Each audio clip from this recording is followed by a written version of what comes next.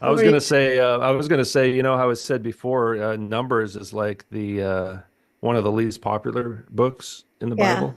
That's what yeah. I read. Other people have said, and but I think it's one of the more interesting ones because there's always, even today, there's like some really weird stuff.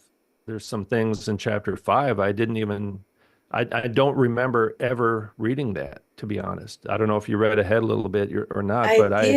I There's a big belly there, woman story, so I yeah, can't wait that to thing see that one. I really do not remember ever seeing that story. And I've read through the Bible many times. It's one of those things that it's so kind of strange that I think what happens, I just read it and then I'm like, well, I didn't understand that at all. And you just keep going, you know, so we can Well, kind that's of why I'm dig kind into of that. glad that you're doing this with me because even like the first few chapters, I just glanced over it, but it makes a whole lot of sense now, doing that together. Yeah, there's just a lot of really weird, interesting, strange things and a lot Yeah, of good theological things as well. And so anyway, Book of Numbers is really cool. I like I it. like And it. I think you gave me a really good idea to use part of this, uh, the senses of creating an army, and then other parts of the book to maybe do the next script. But I really kind of put it in my own head like, okay, there's only two armies, God's army and Satan's army, and that's like the two camps that everybody belongs to, one or the other. And I feel like now, yeah. like everything else we do is just kind of like we're characters in a video game in a way, but the real thing is that we're in an army that maybe most people don't Yeah. think about it that way. Yeah, well, it's spiritual warfare. And I think back then, like in the Old Testament, everything's kind of physical, you know, Yeah. even, the sacrifices and all these things. And, they had the 12 tribes, which then in the New Testament, we have the 12 apostles, and Jesus is in the center, you know. So it is all kind of a typology of Jesus and his army, kind of his kingdom, the kingdom kind of taking over the earth. And it's still the thing, it's still going on today, but it's more of a spiritual warfare. And then, one day Jesus will return, and that's the real, in my view, that's the real promised land is the new creation. Yep. That's the promised land. So we have a kind of a typology of these God's people who are kind of learning how to be obedient, and most of them fail, of course. And eventually they're trying to kind of enter the promised land, the kingdom of God. And Yeah, and these same stories things kind going of on. show us that, right? These Yeah, stories so lead us to that. in a way we're kind of in the wilderness, just like these people were to a Yeah, certain extent, for sure. All right, I'll read waiting chapter. to enter the promised land. Well, they thought they were going to, but most of them didn't, right? Only, Surrounded by Canaanites, yeah, practicing abominations. I think that's kind of the same thing today. It's Uh, very similar, actually. yeah. All right. Okay, chapter All right. 4. Then Yahweh spoke to Moses and to Aaron, saying, take a census of the descendants of Kohath, and among the sons of Levi by their families and their fathers' households. From the 33 and upward, even to 50 years old, all who enter the duty of doing the work of tent of the meeting. This is the service of the sons of Koah in the tent of meeting concerning the most holy things. And then when the camp sets out, Aaron and his sons shall go in.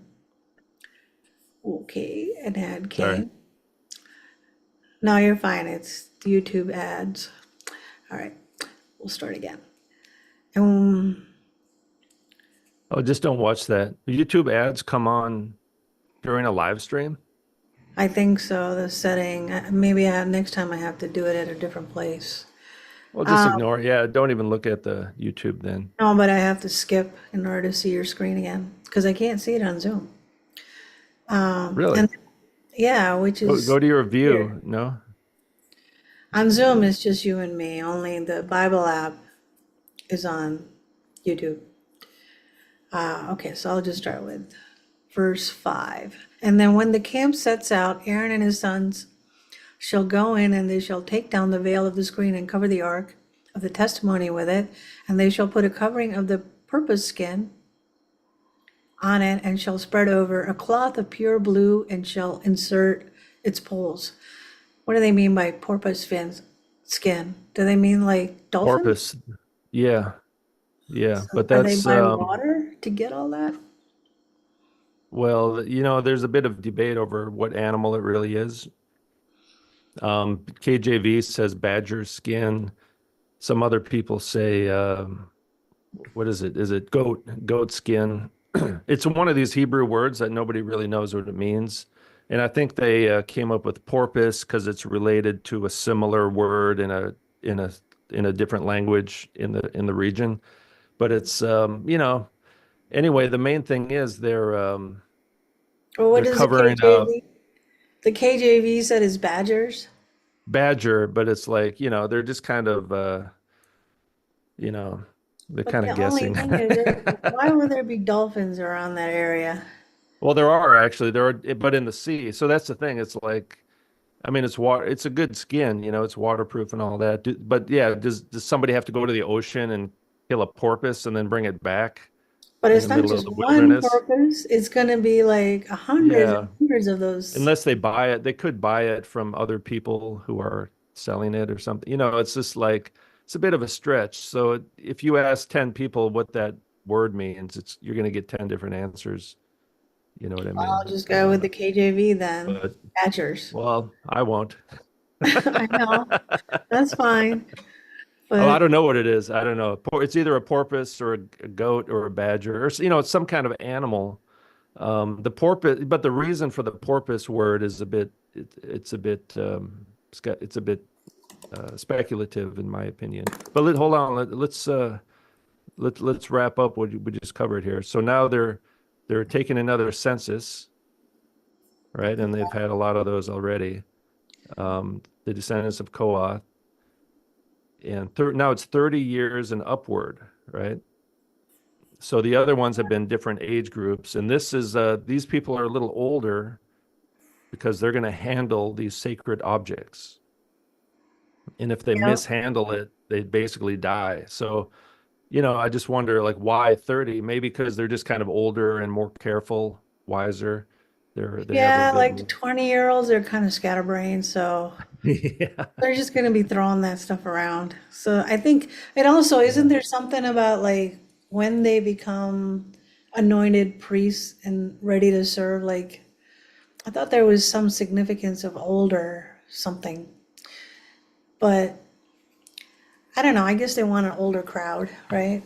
To more mature. Because Yeah. I do remember It could be a manatee. I'm just looking in the actually the modern English version says it's purpose too. So it must. yeah, it's one of those things for me. You just kind of put it on the shelf and look at it later. I mean, Well, no it one begs the agrees. No one question. agrees.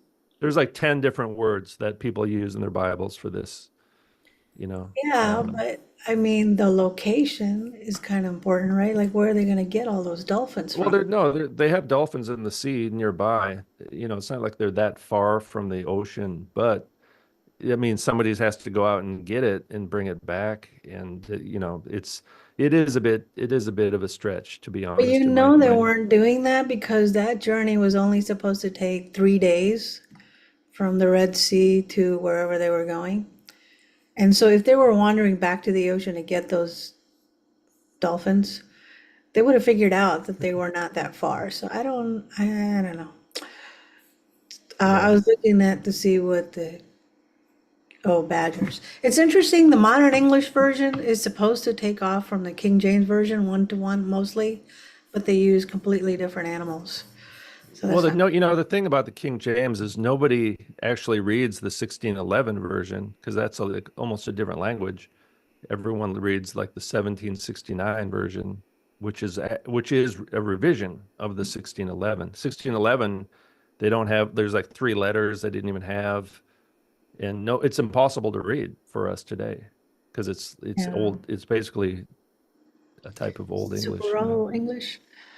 All So right. So anyway, why, so why, anyway, that question mark on that one. yeah. More research needed. I looked into it and I couldn't find nobody knows really.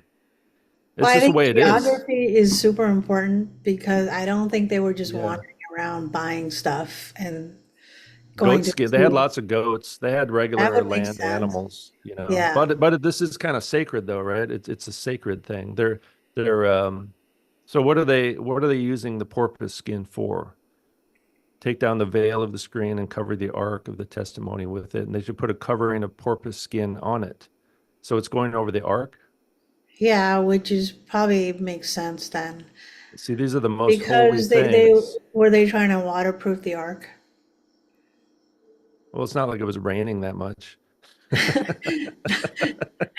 No, but it is made of wood and material that can decay. Yeah, it's not certain that it's porpoise. That's for sure. That's for sure. That's a bit of they're just basing it because it's similar to a different language in the region, and I honestly don't think it's purpose. I think yeah, it's it's something else probably goat they had skin. available already.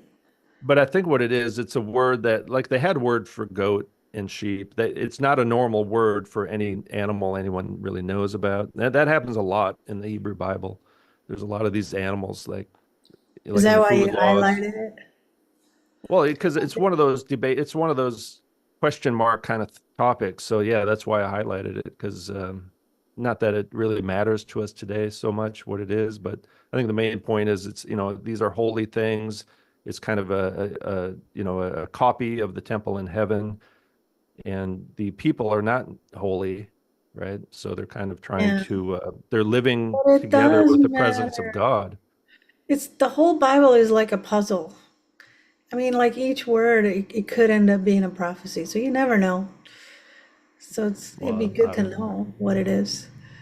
Um, I don't so have a why were sense. they doing like blue and red? That's kind of symbolic, especially Kabbalah Yeah. people love it. The Well, yeah, I mean, there's certain colors of royalty, these kind of things, and that's part of the tabernacle as well, and then yeah, everyone else kind of copies it and uses it for their own purposes, but God has his own imagery that he uses. This is a copy of the temple in heaven, so he's using these colors to symbolize royalty and authority and maybe, holiness. And maybe. also things were kind of color coded because they're taking down this tabernacle, then they have to put it up again. So they can kind of get to see, oh, this color means this. And Yeah, so there may color be coding is good. a bit of a All right, practical. so where did I stop? 7. 7. Yep, let me scroll up there. Okay. Over the table of the bread of the presence, they shall also spread a cloth of blue and put on it the dishes and the pans and the offering bowls and the jars for the drink offering, and the continual bread shall be on it. Continual bread. So there's They always al- have to they be always had food, bread there. Yeah. Yeah. which also symbolizes bread of life, right? The Jesus' body, right? Wasn't it the bread, the communion? What was it? The bread signifies the body, right? Yes. So there's always bread on that table. Yeah, and that's the one the priest could eat it later on. Yeah. But And he's that's when also like like every time he does something, he's also using symbolic uh, for the New Testament and Christ. So I was yeah, kind of, Christ fulfilled all this stuff. yeah. And they shall spread over them a cloth of scarlet material and cover the same with a covering of purple skin, and they shall insert its poles. Then they shall take a blue cloth and cover the lampstands for the light, along with its lamps and tongs and its trays, all its vessels by which they minister in connection to it. And they shall put it in all its utensils in a covering of purple skin, and shall put it on the carrying bars. And over the golden altar they shall spread a blue cloth and cover it with a covering of purple skin, and shall insert its poles. And then they shall take the utensils of ministry in which they minister in the sanctuary, and put them in a blue cloth and cover them with a covering of purple skin, and put them in the carrying bars. Okay, you gotta scroll up. Scroll down. Up. Up. 13. Yeah. Which way is up? Like this? Well, so I can read it. Push it all the way up. Well, Or it's scroll 13. down. Or You got whatever you 13 gotta right do. there. No, I can't see 13. Why not? What are you looking at? I just finished 12. That's all I see. The screen hasn't moved. Your screen is frozen. I'm moving it. Um, You got to figure out how to see this on Zoom. well, I see your scrolling thing. I'm moving it around right now. Oh, 13 should be at the very top. You got to go to your view or something. Um, you should be seeing the screen share. I think maybe I'll refresh it then. Oh, it's probably because the ad thing cuts in. All right, I see it now. All right. Verse 13, then they shall take away the ashes from the altar and spread the purple cloth over it. So there's three colors, blue, red, and purple. They shall also put it on the utensils which they minister in connection with it, the fire pans, the flesh hooks, the shovels, the bowls, all the utensils of the altar. They should spread a cover of purple skin over it and insert its poles. When Aaron and his sons have finished covering the holy objects and all the furnishings of the sanctuary, when the camp is to set out, after the sons of Kohath shall come to carry them, and so they will not touch the holy objects and die. These are the things in the tent meeting which the sons of Kohath are to carry. So it's serious enough that if they touch it, then they're gonna die. Yeah. Yeah. So Aaron and his sons, the priests, they do certain things that no one else can do. They can kind of cover up all these things, and then these other guys come and carry it away. But they can't even Sons look of at it Kohath, too. huh? Yeah, they can't look at it. They can't look at some of these objects or touch it. Later on, it tells us they can't even look at it.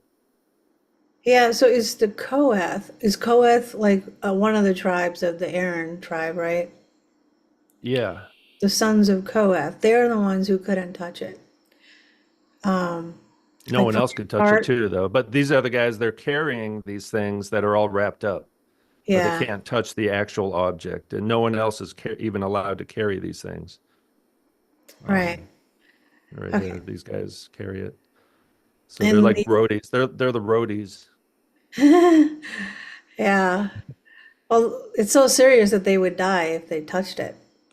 So that means they probably were unholy in a way. Well, they're human. Yeah, Yeah, but I mean, Aaron and his sons can do it, just not, they've been sanctified or yeah. consecrated. Yeah. And the assignment of Eleazar, the sons of Aaron, the priest, is the oil for the light and the fragrant incense and the continual grain offering and the anointing oil and the assignment of the tabernacle, and that is all in it, with the sanctuary and its furnishings. Then Yahweh spoke to Moses and to Aaron, saying, do not let the tribe of the families of Kohathites be cut off from the among the Levites. But do this to them that they may live and not die. When they approach the most holy objects, Aaron and his sons shall go in, set each of them to his service and to his load, but they shall not go in to see the holy objects even for a moment, or they will die. Yeah. So, Yeah. So they can't even see them. They're not consecrated. They're not sanctified enough. There's kind of a hierarchy of holiness that these people have, you know, and yeah, the presence of God is in their midst, and if unclean, unholy people, corrupted people are, that's why Adam had to leave the garden, right. right? Because he was so we're in a fallen state of original sin and defilement, and if we come into contact with the holy God, we'll die. but Yeah. God wants to dwell with us, so he needs all these protective layers to dwell with us. See, God just wants to be with us, but we're not in a state that we cannot survive his holiness. This is almost like a clean room or something. Like if you're making semiconductors, you really have to Yeah. decontaminate yourself before entering the semiconductor facility. So it's Well, kind of isn't like that that. kind of why now the redemption by Christ, we're able to dwell with him because he became that barrier Christ for us tabernacle, to it go to actually God. says Jesus tabernacled among us. Yeah. So Jesus was the tabernacle. And then he sent out, after he came to heaven. That's where people think that means he's coming to earth. He came to heaven. He went to heaven and began to reign. And now the Holy Spirit is poured out into us, and our bodies in the church is a temple of God. But Yeah. now we're sanctified to be able Well, to, we're justified, and we're being sanctified. yeah. We're All right, justified. scroll up. We're going to do the Is this duties up? of Yeah. Gershonites. So remember, there's those three families within the Levites, and this is the other one. Yeah.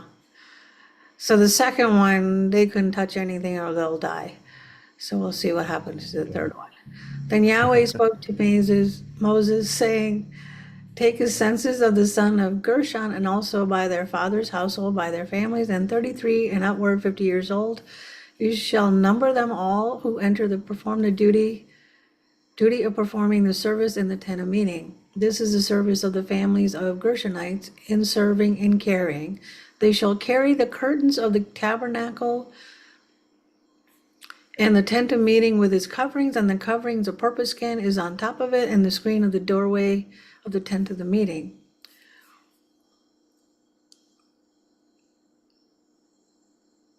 Did you see it? Yeah.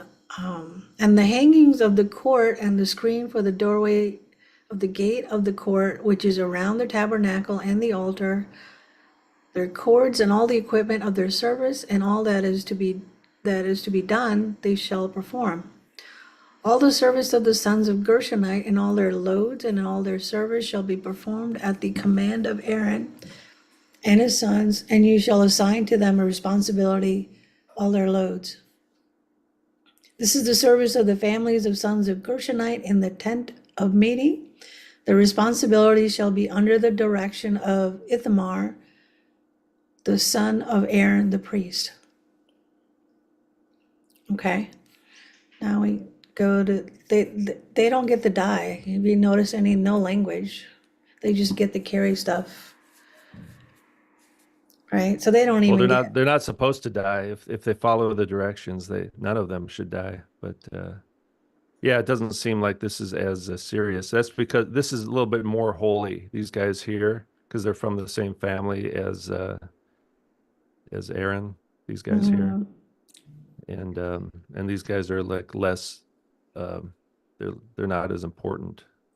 They probably never even get to see it since they're only carrying the curtains and stuff. Yeah, it's like further away from the presence of God. So it's you know All right, not duties as of Merarites. As for the son of Merari, you shall number them by their families and their father's households from 33 and upward, even to 50 years old. You shall number them, everyone who enters the duty performing the service of the tent of meeting. Now, this is the responsibility of their loads for all their service in the tent of meeting. The boards of the tabernacle and its bars and its pillars and its bases and its pillars around the court and their bases and their pegs and their cords and with all their equipment, with all their service, you shall assign each man by the name of the item of the responsibility of his load. This is the service of the family of sons of Merari according to all their service in the tent of meeting, under the direction of Ithamar the son of Aaron the priest. So Moses and Aaron, the leaders of the congregation, numbered the sons of the Kohathites by their families and their father's household from 33 and upward to 50 years old, everyone who entered the duty of service in the tent of meeting. Their number of men by their families were 2,750. These are the numbered men of Kohathite families and everyone who was serving in the tent of meeting, whom Moses and Aaron numbered according to the commandment of Yahweh by the hand of Moses. The numbered men of sons of Gershon by their families, by their fathers' household, from 33 and upward to 50 years old, everyone who entered the duty of service in the tent of meeting. Their numbered men by their families, by their father household, were 2,630. These were the numbered men of families of the sons of Gershon and everyone who was serving in the tent of meeting, whom Moses and Aaron numbered according to the commandment of Yahweh. The numbered men of the families of sons of Merari by the families and their fathers' household, from 33 and upward, even to 50 years old, everyone who entered the duty of service in the tent of meeting, their numbered men by their families were 3,200. These were the numbered men of the families by the sons of Merari, whom Moses and Aaron numbered according to the commandment by Yahweh by the hand of Moses. All the numbered men of Levites, whom Moses and Aaron and the leaders of Israel numbered by their families and their fathers' household, from 33 and upward, even to 50 years old, everyone who entered to perform the work of service and the service of carrying in the tent of meeting. Their numbered men were 8,580. According to the word of Yahweh by the hand of Moses, they were numbered, everyone by his serving or carrying. Thus, these were his numbered men, just as Yahweh had commanded Moses. Wow. Well, again, not to We covered that to death. not to beat a dead horse, but I don't, here's the thing. Let me share something here. Screen share. Okay. See that photo there? Yeah. Remember this thing here. So we just talked about Kohat, right? Kohat, Yeah. Gershon, Merari, these guys here. So here's the tabernacle. Now the tabernacle is, I believe it was 30 cubits long. It's like 50 feet long. It's a cubit is about 18 inches. So this thing here is really not that big. And so how are you going to fit all these thousands of people around it? And then you got these hundreds of thousands of people around it. And it's really not the tabernacle's not that large, really. And I'm just saying they don't, these you couldn't fit 8,000 people right around this edge and then 7,000 people over here. It doesn't, Yeah. for me, this is 8 platoons, which is probably, just for me, the simple way to calculate these numbers is just take off the last two zeros and then, maybe add a little bit more. But it's take off the last two zeros, you'll be in the ballpark. But here's the thing is that with the Levites, it's a little more difficult because they're not really military soldiers, but they kind of are in a way. If this whole thing is a kind of a spiritual warfare, they kind of are in the military. And like you said last time, the Secret Service, they have a Yeah. certain military role, but more of a spiritual role as well, protecting the tabernacle and moving it around and stuff. So it is kind of a military operation overall. This is holy war, spiritual warfare. So the But we're only numbers, talking you about know, 8,000 something for the whole caboodle thing, right? The whole project that they well, had. these are okay. Let me go back to the thing, but we'll get the visual again, right? What's going Yeah. on here? This not huge tabernacle surrounded by thousands and even 600,000. Actually, that's what the English Bibles say. There's Well, my only thing 600,000 is, around this small tabernacle. yeah, but it's not like they were like the same people doing the same thing every day for 40 years. I'm And thinking then it's really is two that they million. were, yeah, Oh, but go if you ahead. have a huge courtyard and they were responsible for sacrificing every day for all those people who Oh, sinned yeah. Here's the coming thing. in. No, okay. Um, this number here, 8,580, that's the guys between 30 and 50 who are going to carry. Do you need Yeah. 8,000 people to carry around the tabernacle? Well, it depends on what's going No, you on. don't. You just don't. It's come on. I know Yeah, nobody I wants, know, this but is the maybe we got English something Bible. else wrong. Maybe we got the actual production This of the that's the word tabernacle. Elohim is right there. So I think somewhere along the way the Hebrew scribes they lost touch of what these numbers in a military context meant. And then Didn't we that kind of, do you know, we talked about it. Exodus? Yeah. No, but didn't we cover Exodus where they were building the tabernacle? Yeah. Yeah. But I didn't, and I talked about the anomalies and the numbers back then, but then I've been looking into it the whole time since then. And I'm more convinced that the numbers are used in a military context to mean something like platoon and But possibly these. Now, what these if it's like, I mean, how much, like the biggest concert, let's just say Taylor Swift, super mega concert, how many people do you think she has to hire? hundreds of people, hundreds, but not 8,000, hundreds of people because they got truck driver. They got probably something like that would have like 300 people moving around the Because she sacred brings objects. in like, And that is also a religious yeah, festival, it's by a the way. religious tabernacle of And Taylor Swift. Taylor is the idol. And it just occurred to me today, really, that we live in a culture that worships transvestites. I mean, Yeah, that's our culture worships transvestites.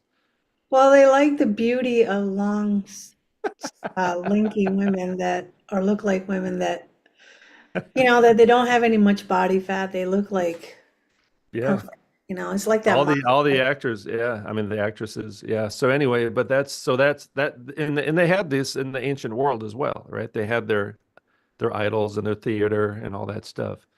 But yeah, the numbers you don't need even for Taylor Swift. Even Taylor Swift doesn't need 8,000 people to Well, move let's around that see. traveling freak show. You know what I mean? Yeah, but she needs a lot, right? So because No, not her 8,000. fans, her fans are like almost 2 million or more, right? No. At one show, one concert, you're going to get 20, 30,000, whatever, depending on the size of the venue. How many people fit into like a football stadium? Is like 50,000 or something. I don't know. Yeah. But and then you got the arenas are 20,000, the indoor arenas, like for hockey and basketball, they like 10 or 20,000. So, I mean, imagine going to a concert, imagine going to the football stadium, to watch a Vikings game or something. There's going to be 50,000 people there.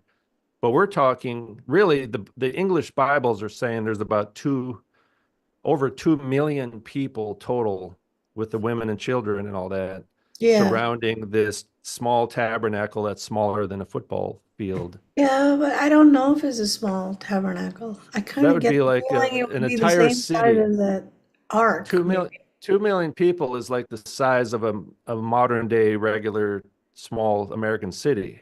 Like New You know, York like City. no. New York is like 10 million. Uh, Like Minneapolis or Dallas or all these cities are like every state has a city with about 2 million people. You know, right. Chicago, LA, New York, those are like over 10 million, but most of them are like less than like around 3 million people. So imagine these Israelites are like this huge city going through the desert and they're Yeah. surrounding the football stadium, but the tabernacle is even smaller than the football stadium. It's Well, just leave that ridiculous. as a question of how big the tabernacle really was. And I'm talking the It whole thing, tells us, the courtyard and all. yeah, I think it yeah. was a mile around, No, no. no? Even with the courtyard? No, no, no. All right, let's keep going. This is definitely going to be a long-standing All dispute. right, my turn. All right, your turn. Ready? Okay. So remember these 8,000, these are just the guys from age 30 to 50. Yeah, And they're carrying the stuff. They're the roadies. They're yeah. the sanctified, consecrated roadies carrying holy objects. And I just don't think you need 8,000 people. most of them wouldn't have anything to do. They wouldn't. There's not enough things to carry for 8,000 people. But they So only get numbered. It's not like they were all being in no, service that they were day. numbered to do a job. Yeah, like so it was like their tribe was being numbered, but maybe they weren't all like doing the work that day whenever they had to move. Maybe it was just like No, people to choose they were from. all no, no, no, no, no. They like No. a backup team. No, no, no, Well, no. they These lived numbers there make for no 40 sense. I'm saying years. it. Not Yeah. yet. Not yet. All right.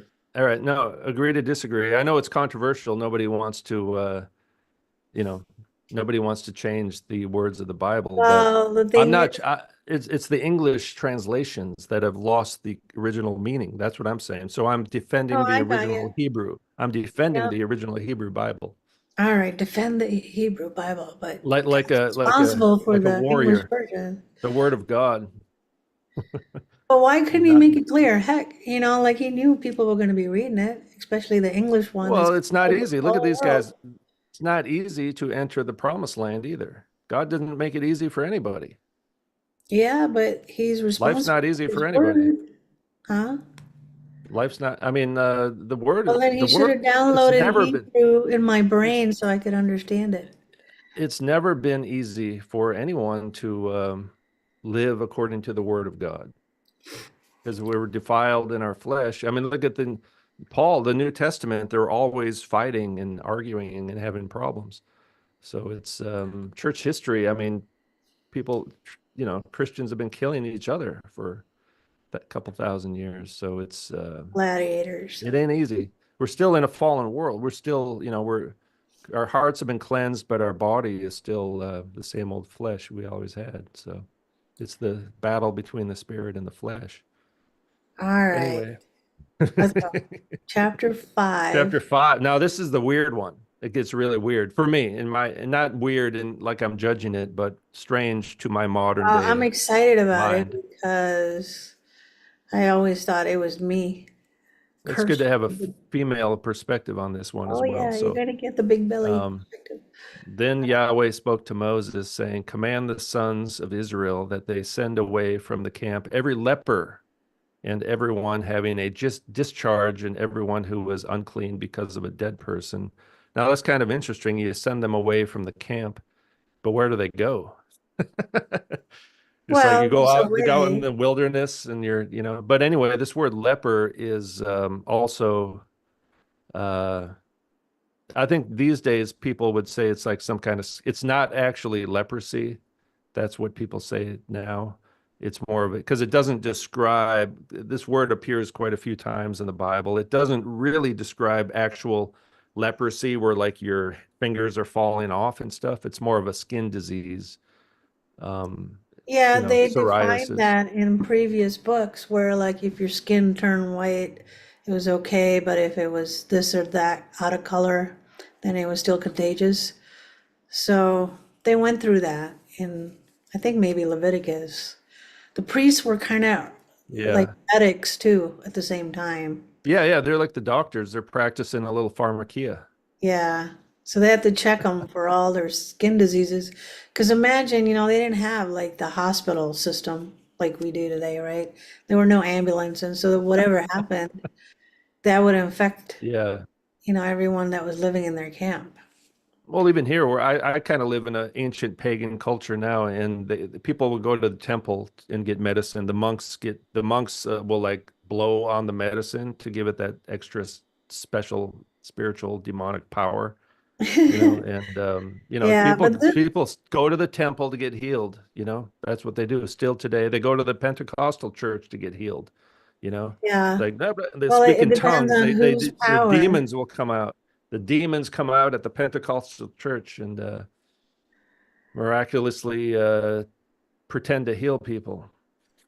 Well, yeah, there's always that false skin oil kind of thing. But in Yeah. this context, though, it made total sense because it was quarantine, when they had to go outside the camp. And it said it was only for 14 days in previous chapter. Ah, They yes. defined Yeah. it exactly how long the quarantine would be, which meant whatever, like the normal bacterial or viral, whatever people could get, it wasn't going to go longer than 14 days. They didn't have to like wait around for years, 3-year program like we have now, right? These are the unjabbed people had to leave, had they were not allowed to participate in society. Yeah, well, no, those were the, yeah, yeah. They were, The modern day version is you're unjabbed and you're a threat to public health. You're a threat to yeah. you're defiling the community, so you become the scapegoat and they lay their sins on you and you're sacrificed to But cleanse the what they society. twisted, what I learned, what they twisted, they went beyond the 14 days, Who did? which modern world, they went beyond the 14 days. The Bible is very clear. Quarantine is 14 days. How And long then is it now? whatever that disease is, if it doesn't grow, it's dead. So, but we'll have to come back. Just put a little teeny bit of note because I think you didn't do the Leviticus with me, but there was a Yeah, whole, a lot of these things in the because Numbers comes right after Leviticus, so a lot of the things were covered in Leviticus already. And there's some similar passages in Numbers to Leviticus, right? They yeah, keep kind of doing these little law things here and there, which is kind yeah, of and like it the city. might show up in Deuteronomy, the next one. So, but anyway, Um, anyway, so it's some kind of and then it just, all these things, unclean. This is yeah, not necessarily sin, it's unclean. yeah, It's a they're little just bit different. unclean with whatever discharge diseases they got going on. A dead person. Yeah, dead people are very unclean because that's the opposite of life, because death entered the world through sin, right? And also decay. As soon as a person dies, it Yeah. starts to decay. Yeah. You don't want to be carrying that stuff around. Which I learned now. I didn't know, like you couldn't touch dead bodies. So I think that's a good thing. Very Not to touch unclean. 'em. Yeah. Yeah.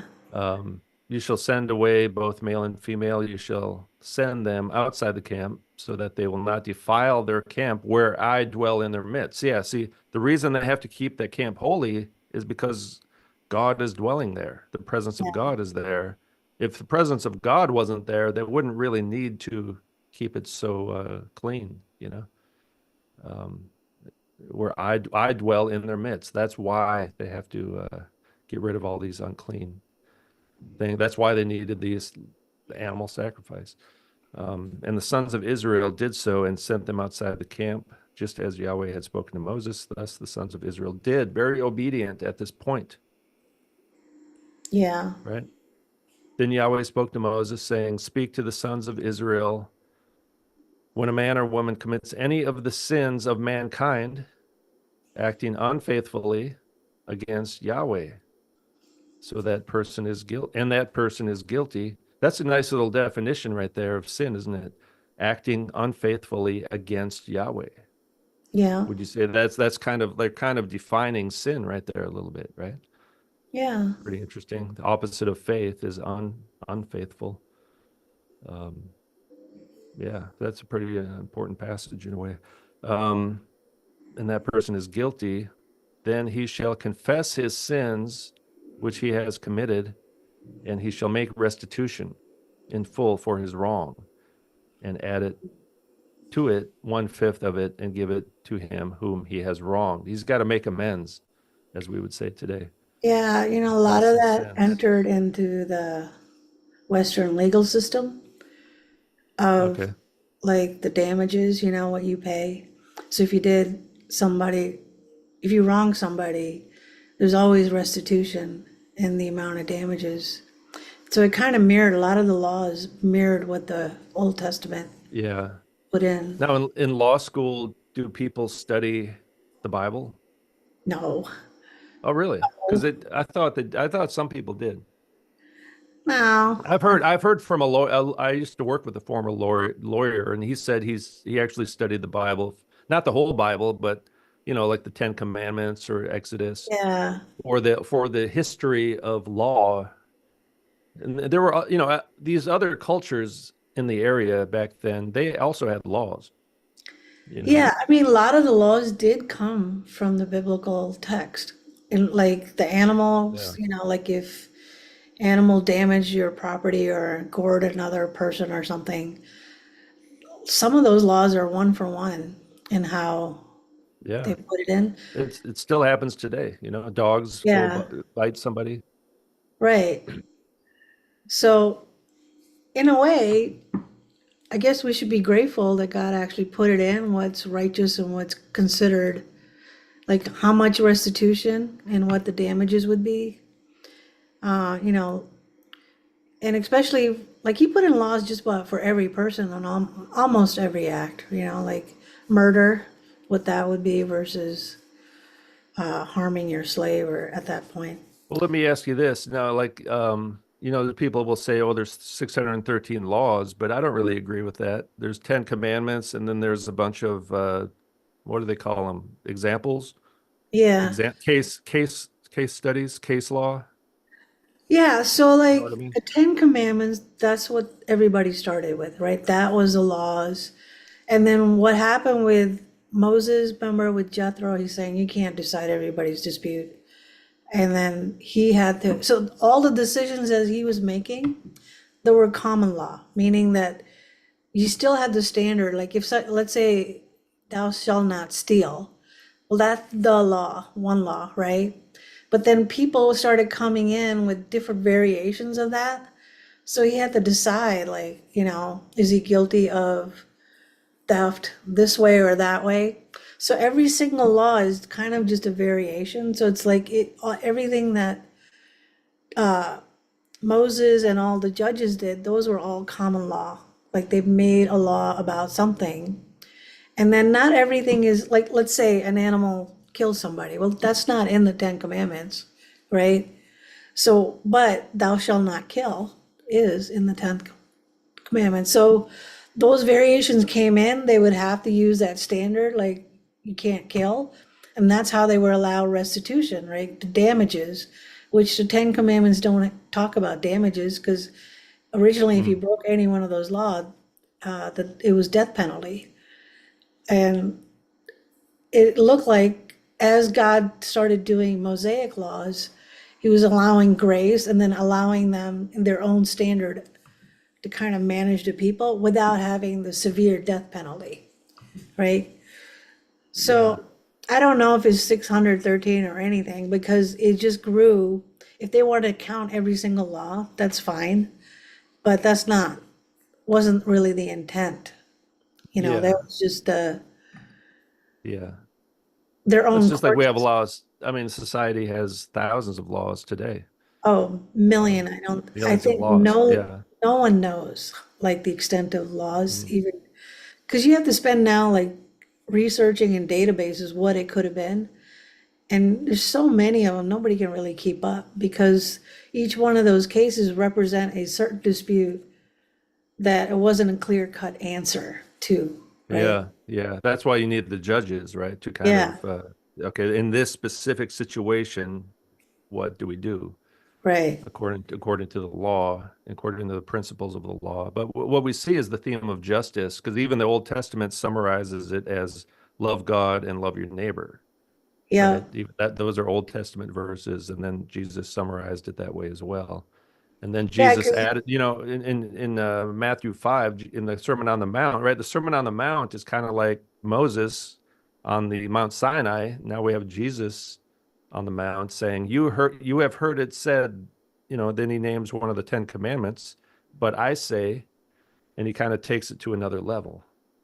yeah, which he did the greatest thing because he essentially, like if there were scribes writing down every single law for every single dispute, that would take forever like we do today. But he says he kind of summarized the whole thing, like you're not going to be able to do those sins or have those dispute if you actually loved your neighbor, Yeah. Well, that's right? like if you're under the law, that really means you're under the curse of the law because you broke Yeah, the law. And right. if you have the Holy Spirit, you won't even be breaking the law. That's the problem with these. See, we need the laws because we're sinners. But if we were not sinners, we wouldn't need any laws. You could leave your door unlocked. You wouldn't have to lock Yeah. your car. You know what I mean? Yeah, and But he we do says need to there's do no those things. law. For love, there's no law.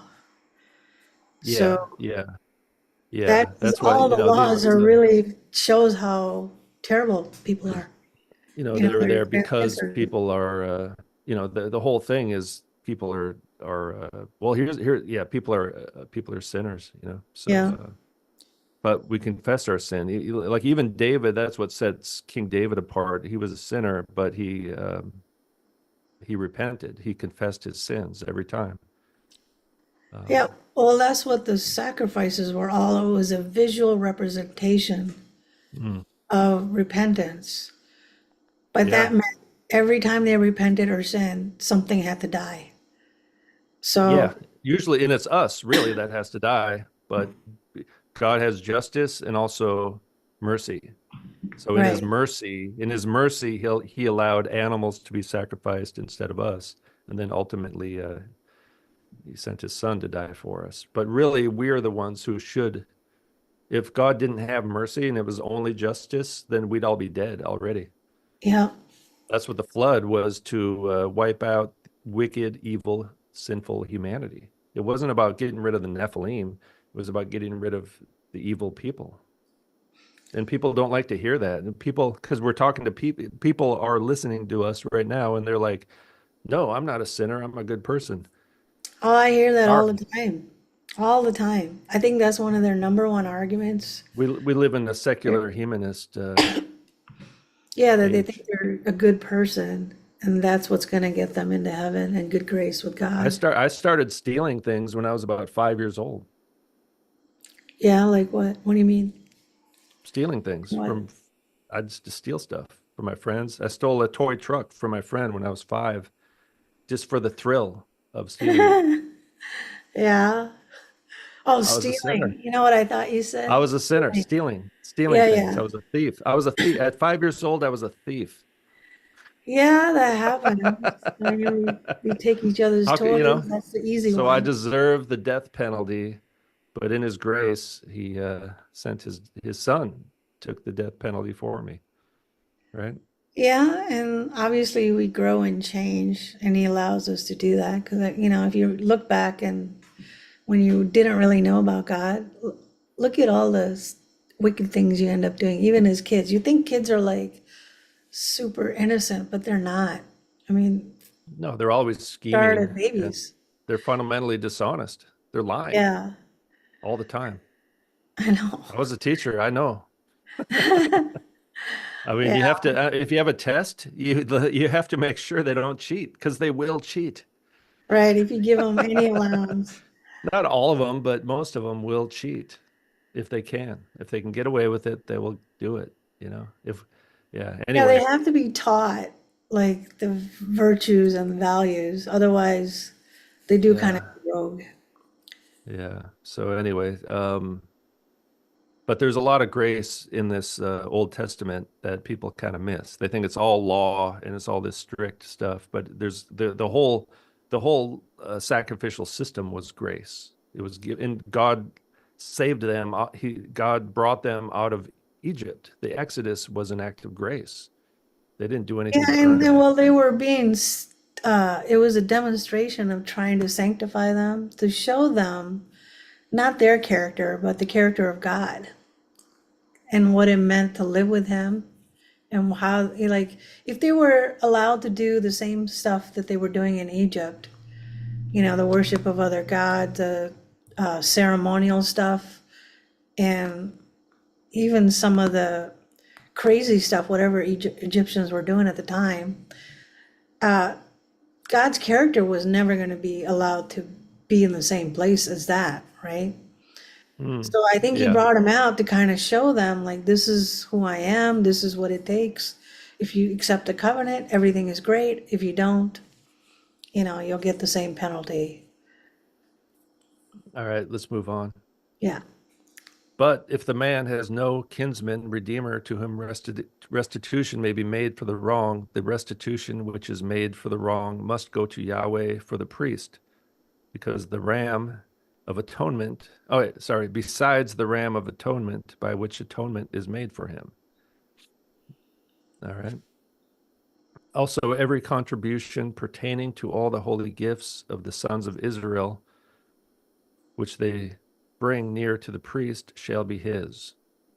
So every man's holy gifts shall be his. Whatever any man gives to the priest, it becomes his. So you can make restitution to the priest, it sounds like. If there's not anyone to give the restitution to, you give it to the priest.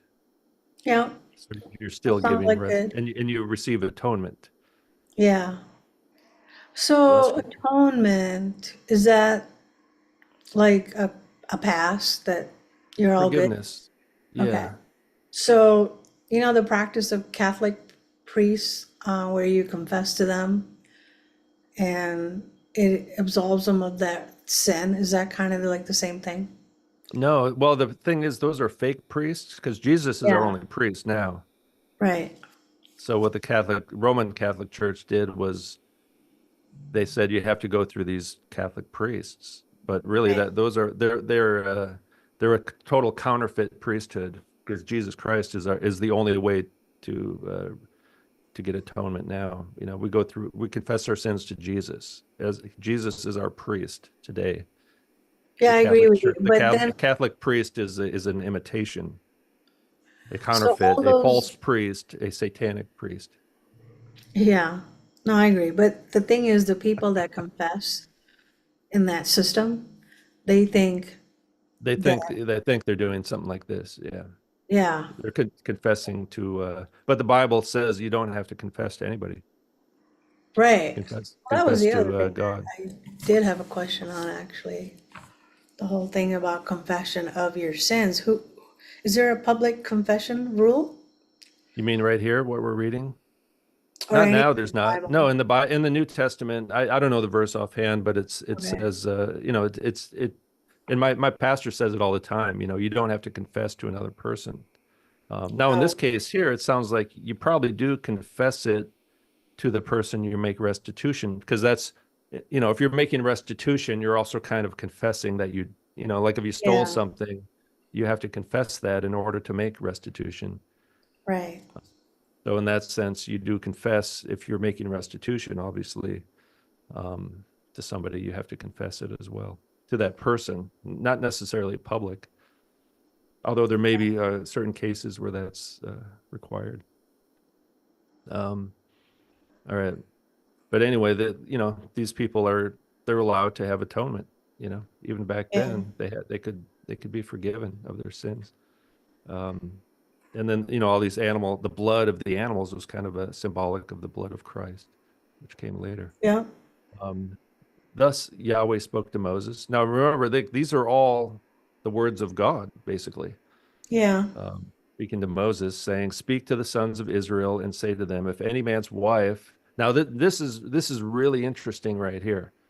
If any man's wife goes astray and is an unfaithful to him, and a man lies sexually with her, and it is hidden from the eyes of her husband, and she is undetected, but she has defiled herself, and there is no witness against her, and she has not been caught in the act, if the spirit of jealousy comes over him, and he is jealous of his wife, and she has defiled herself, or if a spirit of jealousy comes over him, and he is jealous of his wife, but she has not defiled herself, the man shall then bring his wife to the priest, and shall bring as an offering for her 1/10 of an ephah of barley meal. yeah, He shall not pour oil on it, nor put frankincense on it, for it is a grain offering of jealousy, a grain offering of remembrance, a reminder of iniquity. So basically, it's if a guy suspects that his wife has cheated on him, um, yeah. It's but he doesn't adultery know, test. but he doesn't really know for sure. Yeah, so there's something more to this too, because I looked it up in the past. So originally I thought, okay, well, her belly swells as we read it. Well, yeah, okay. Um, did I? Okay. Then the priest shall bring her near and have her stand before Yahweh, and probably yeah, this presence of Yahweh is in the tabernacle. And the priest shall take holy water in an earthenware vessel and the priest shall take some of the dust that is on the floor of the tabernacle and put it into the water. Now this is pretty somewhat strange, isn't it? Yeah. Dust, like holy dust, like sprinkling holy dust into the holy water. It sounds a little bit like magic and pharmakia, although it's that's not the best way to say it, but it's this is obviously God's idea that people should do this. So Yeah. sometimes in the Old Testament they do things that kind of sound like magic. They have a certain type of authorized divination at times that Yeah. God allows and it actually commands them to do. So this is, Mhm. if it's commanded by God to do it, you can do it. Um, but if you did this kind of stuff without God's telling you Well, to do it, then you're doing magic. the whole tabernacle was set up as a very holy ground, holy everything, right? So the dust, because it was a holy ground, the dust itself would have been holy. Yeah. Yep. So, Exactly. so they're Sacred just space. carrying out, because from the dust of the ground was Adam made too, right? Yeah, yeah, because this camp was basically like a sacred space, and they're trying to Yeah. expand it across the earth, the kingdom of God. This was like the kingdom of God right there, Yeah, that but little there camp. also must be something about sacred dust, meaning when God is involved with dust somehow, like making Adam out of it and then using that same dust where it's holy ground into. Because the other thing was that, I guess when we finish this, I'll talk about what I think I might have heard before. The priest shall then have the woman stand before Yahweh and let the hair of the woman's head go loose, and he shall place the grain offering of remembrance in her hands, which is the grain offering of jealousy, and in the hand of the priest is to be the water of bitterness that brings curses. So that might be the holy water, actually. Now it's water, Yeah, because if she's guilty, it's going to be bitter, right? And you can kind yeah, of see that in Revelation a little bit. There's a water of bitterness as yeah, the well. bitter water to drink Judgment. It's a for water the of wicked. judgment. Yeah, Yeah. Yeah. So if she's wicked, then it's gonna reveal that.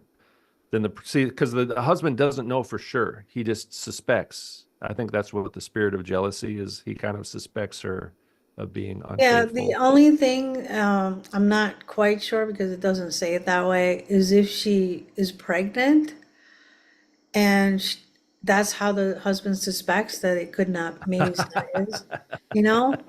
And then he takes her Okay, to the it hasn't king. said that yet, but yeah, it does talk about being pregnant later on.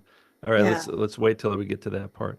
Then the priest shall have her swear an oath and shall say to the woman, if no man has lain with you, and if you have not gone astray. The thing is right here. It says, if no man has lain with you, maybe that means no other man. yeah, If you have not gone astray into defilement, being under the authority of your husband, be free from this water of bitterness that brings curses. If you, however, have gone astray, being under the authority of your husband, that's something women don't like to hear. And if yeah, these days, and if you have defiled yourself, and a man other than your husband has lain with you, so and a man other than your husband has laid with you, then the priest shall have the woman swear with the oath of the curse, and the priest shall say to the woman, Yahweh make you a curse and an oath among your people by Yahweh making your thigh fall away and your abdomen swell. you have to scroll up because what shows up is Where past what you're already reading or before. Yeah, so scroll the what? down. Scroll down where you were reading about because I only see up to verse 20. Oh, I scrolled down already. You're not seeing it Oh, yeah, yeah. on the screen. Refresh it or something. Or Yeah, I'm gonna refresh it. yeah, I just Okay, you're finished good. 21. All Yep. right. Do you should I So there's what does this mean? Thigh, making your thigh fall away and your abdomen swell. Could Well, that be talking about the baby? Because the thigh is yeah, often a euphemism for the private parts, you know? Well, Um, I mean, if I read it just like this, I wouldn't know. I would think, okay, it's a curse if she drank the holy water. If she was guilty, her abdomen will swell like a big belly. But yeah, then, what I read or seen somewhere else that it was actually talking about, like, in case she was pregnant and the husband didn't know if it was his or not. And yeah. if it was not his, she basically would have a miscarriage right there and then. Yeah, that could be the thigh falling away. It could be a Yeah, miscarriage. And then right. does the abdomen swell in a miscarriage? Well, Or no, is that, abdomen swell would mean that she was pregnant. That's one way. If you read it in text without having that extra bit of knowledge, it sounds like her belly just swells and her inner thigh rot. In a different translation, it says the inner thigh rots. So I don't know what that would mean, really. when the Lord doth make thy thigh to rot and thy belly to swell. Yeah, But the Lord may see if she's guilty, the belly will swell after that yeah. guilt. So it's not swollen already. But this sounds like a bad thing. It's not an abdomen swelling because she's pregnant. It's the Or it abdomen was just a swelling big as a fat belly, curse. right? Yeah. So, yeah. So I always wonder with women who have big bellies, is that like a curse? Well, no, I mean this here could be that she has some kind of she becomes a bit she has some kind of problem in this part of her body here. And maybe that means she's gonna not be able to have children at all if she's guilty. But let's keep reading and see if Yeah. there's more clues. And this water that brings curses shall go into your stomach and make your abdomen swell. So it's not really swollen yet, it sounds like, Right. right? And your Yeah. thigh So, fall away. So again, that I don't think that's talking about the leg. It's talking about the private parts because they would use this word quite often to talk about yeah. instead of saying it directly, it's a euphemism. And the woman shall say, Amen, Amen. The priest shall then write these curses on a scroll, and he shall wash them off into the water of bitterness. See, it's like one of those, like they weren't sure if she's guilty or not, and now they're allowing God to determine if she's guilty or not Yeah. And that's because a they have no visible way of knowing. sign, right? It's a Yeah, visible sign that her stomach swelled. So, like, it's kind of like if they had one of those tests for pregnancy or something like today, those yeah, numbers that come up plus or minus. It's kind of like they had an adultery test. If your stomach swelled up, yeah, yeah, guilty. uh, yeah. And he shall make the woman drink the water of bitterness that brings curses, so that the water which brings a curse will go into her to cause bitterness. Right. And the priest shall take the grain offering of jealousy from the woman's hand, and he shall wave the grain offering before Yahweh and bring it near to the altar. And the priest shall take a handful of the grain offering as its memorial offering and offer it up in smoke on the altar. And afterward, he shall make the woman drink the water. So he will have her drink the water, and it will be that if she has defiled herself and has been unfaithful to her husband, that the water which brings curses will go into her to cause bitterness, and her abdomen will swell, and her thigh will fall away or rot away, and the woman will become a curse among her people. I Yeah. thought I got rid of these blue letters before, but it keeps coming back. All right, but if the woman has not defiled herself and is clean, let me So she can she then get pregnant. okay, so basically if she drinks this water, something bad happens, she's guilty.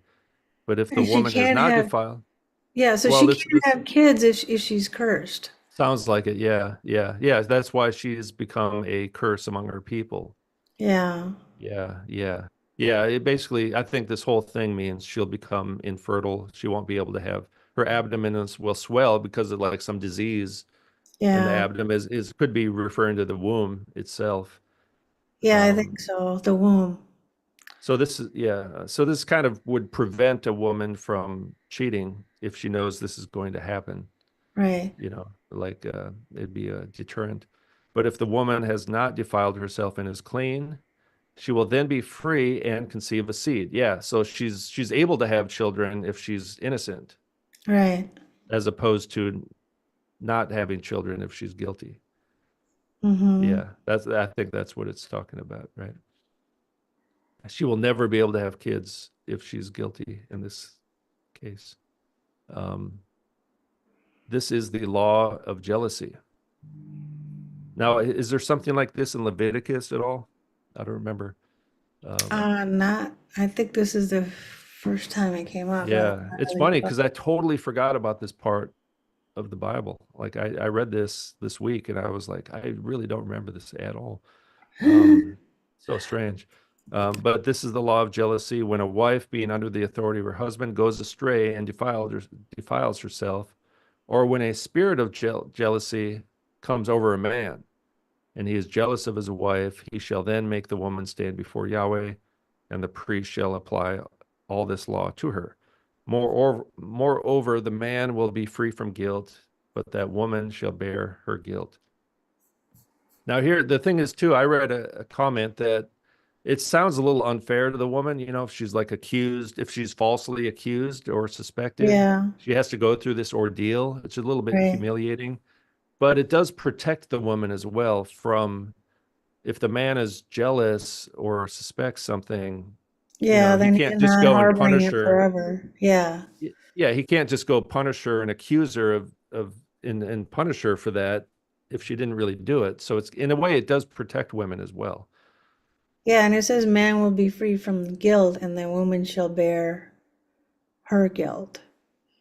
So doesn't he also bless that once if she's cleared? I thought she gets blessed, but maybe not. But the law of Um, jealousy is the first time it got mentioned in here in Numbers. yeah, yeah, it's a law of jealousy. Yep. So yeah, so there's kind of a progressive revelation of more So more here's a laws. thought, present day thought. All those people that commit adultery, and they seem to have kids all the time. So what's Today, going on? Yeah. well, we don't have this ritual today. We don't have, I mean, this is, like in the pagan cults, they would call this like a medicine man or a shaman or something, and they'd go to somehow supernaturally practice divination to determine. You see this in movies and stuff too. Like, Yeah. is this person guilty? Let the gods decide, But in this case, it's actually Yahweh, doing something like this. But we don't have this ritual today to determine if someone's So then guilty or whatever not. the consequences are, it's okay for them because adultery today is almost no big deal. No, you're still it's a big deal in the eyes of God. You might not get caught, but it's Well, it's a that's what I sin. mean. Yeah, I mean, it's The in the eyes of judgment is God, it's not still a imme- sin. the Right. judgment is not always immediate. Yeah. We'll all be judged we'll be judged at the end. So you know, yeah, we don't have this if a man if the spirit of jealousy comes over someone, they can't do it. They could go talk to a pastor or something, or they could try to sort it all out and talk about it or whatever, but I don't know of any ritual like this that happens. Maybe the Jews have something like this today still. I don't know. Yeah, Um, that'd be interesting to find out if they did. yeah. Because they're But basically but putting a curse on the woman not to get but God's not children. involved. God's not doing this now. The thing is Yeah, yeah, God is part of this, right? right. I don't Yeah, think so it God does can this. happen So today. so anything that if even if people try to do this today, God's not going to be involved Yeah, yeah. necessarily. Yeah, so it will never be a true test. Yeah, yeah. You got to hire a private investigator today. Or take a DNA test. Or look at their phone. Maury Povich, I mean, that's the whole show is like, you're not the father. I mean, Yeah, that's, yeah, you go get a test to see who the real father is, that kind of stuff. yeah. But yeah. Yeah, I mean it's the problem still exists today, but the solution is different. Um, Yeah. but it kind of shows you that, people are, even back then, especially back then, people are dishonest. I mean, it's the same today, I guess, but even back then, around the tabernacle, it was possible for people to sin like in this fashion, Yeah, I you think know. that's part of human nature that fell, right? So Yeah. they were sinning all the way from Adam and Eve, even their sons. I mean, the first murder was their son doing it. So Yeah. it never got better. I came up with a phrase recently that we are addicted to sin, Yeah. which it sounds pretty harsh, but I think it's true. Um, they don't say that in the Bible in those ways, but it kind of makes sense. You know what I mean? We're rebellious, stubborn. What does the Old Testament call the Israelites? Stubborn and Stiff-necked. stiff-necked. Yeah, Yeah, we're all probably stiff-necked. All right, so the last one, should we do the six. Nazarite vow? This is Yeah. another interesting thing, right? Very kind of unique passage here. Yeah, Um, I have questions on this once we get through it. there's a lot of questions Because on the Jesus Nazarite. was a Nazarite, right? No, no, no, No. All right. Well, I let's don't think so. keep Well, reading. well, that's you're getting ahead of yourself there. I know. All right. Hold on, let me just pull something up here. Okay. And I didn't have time to do that. All right. Again, Yahweh spoke to Moses, saying, "Speak to the sons of Israel and say to them, when a man or a woman, so women can do this as well, makes a special vow, the vow of a Nazarite." Now, I believe this is the first time.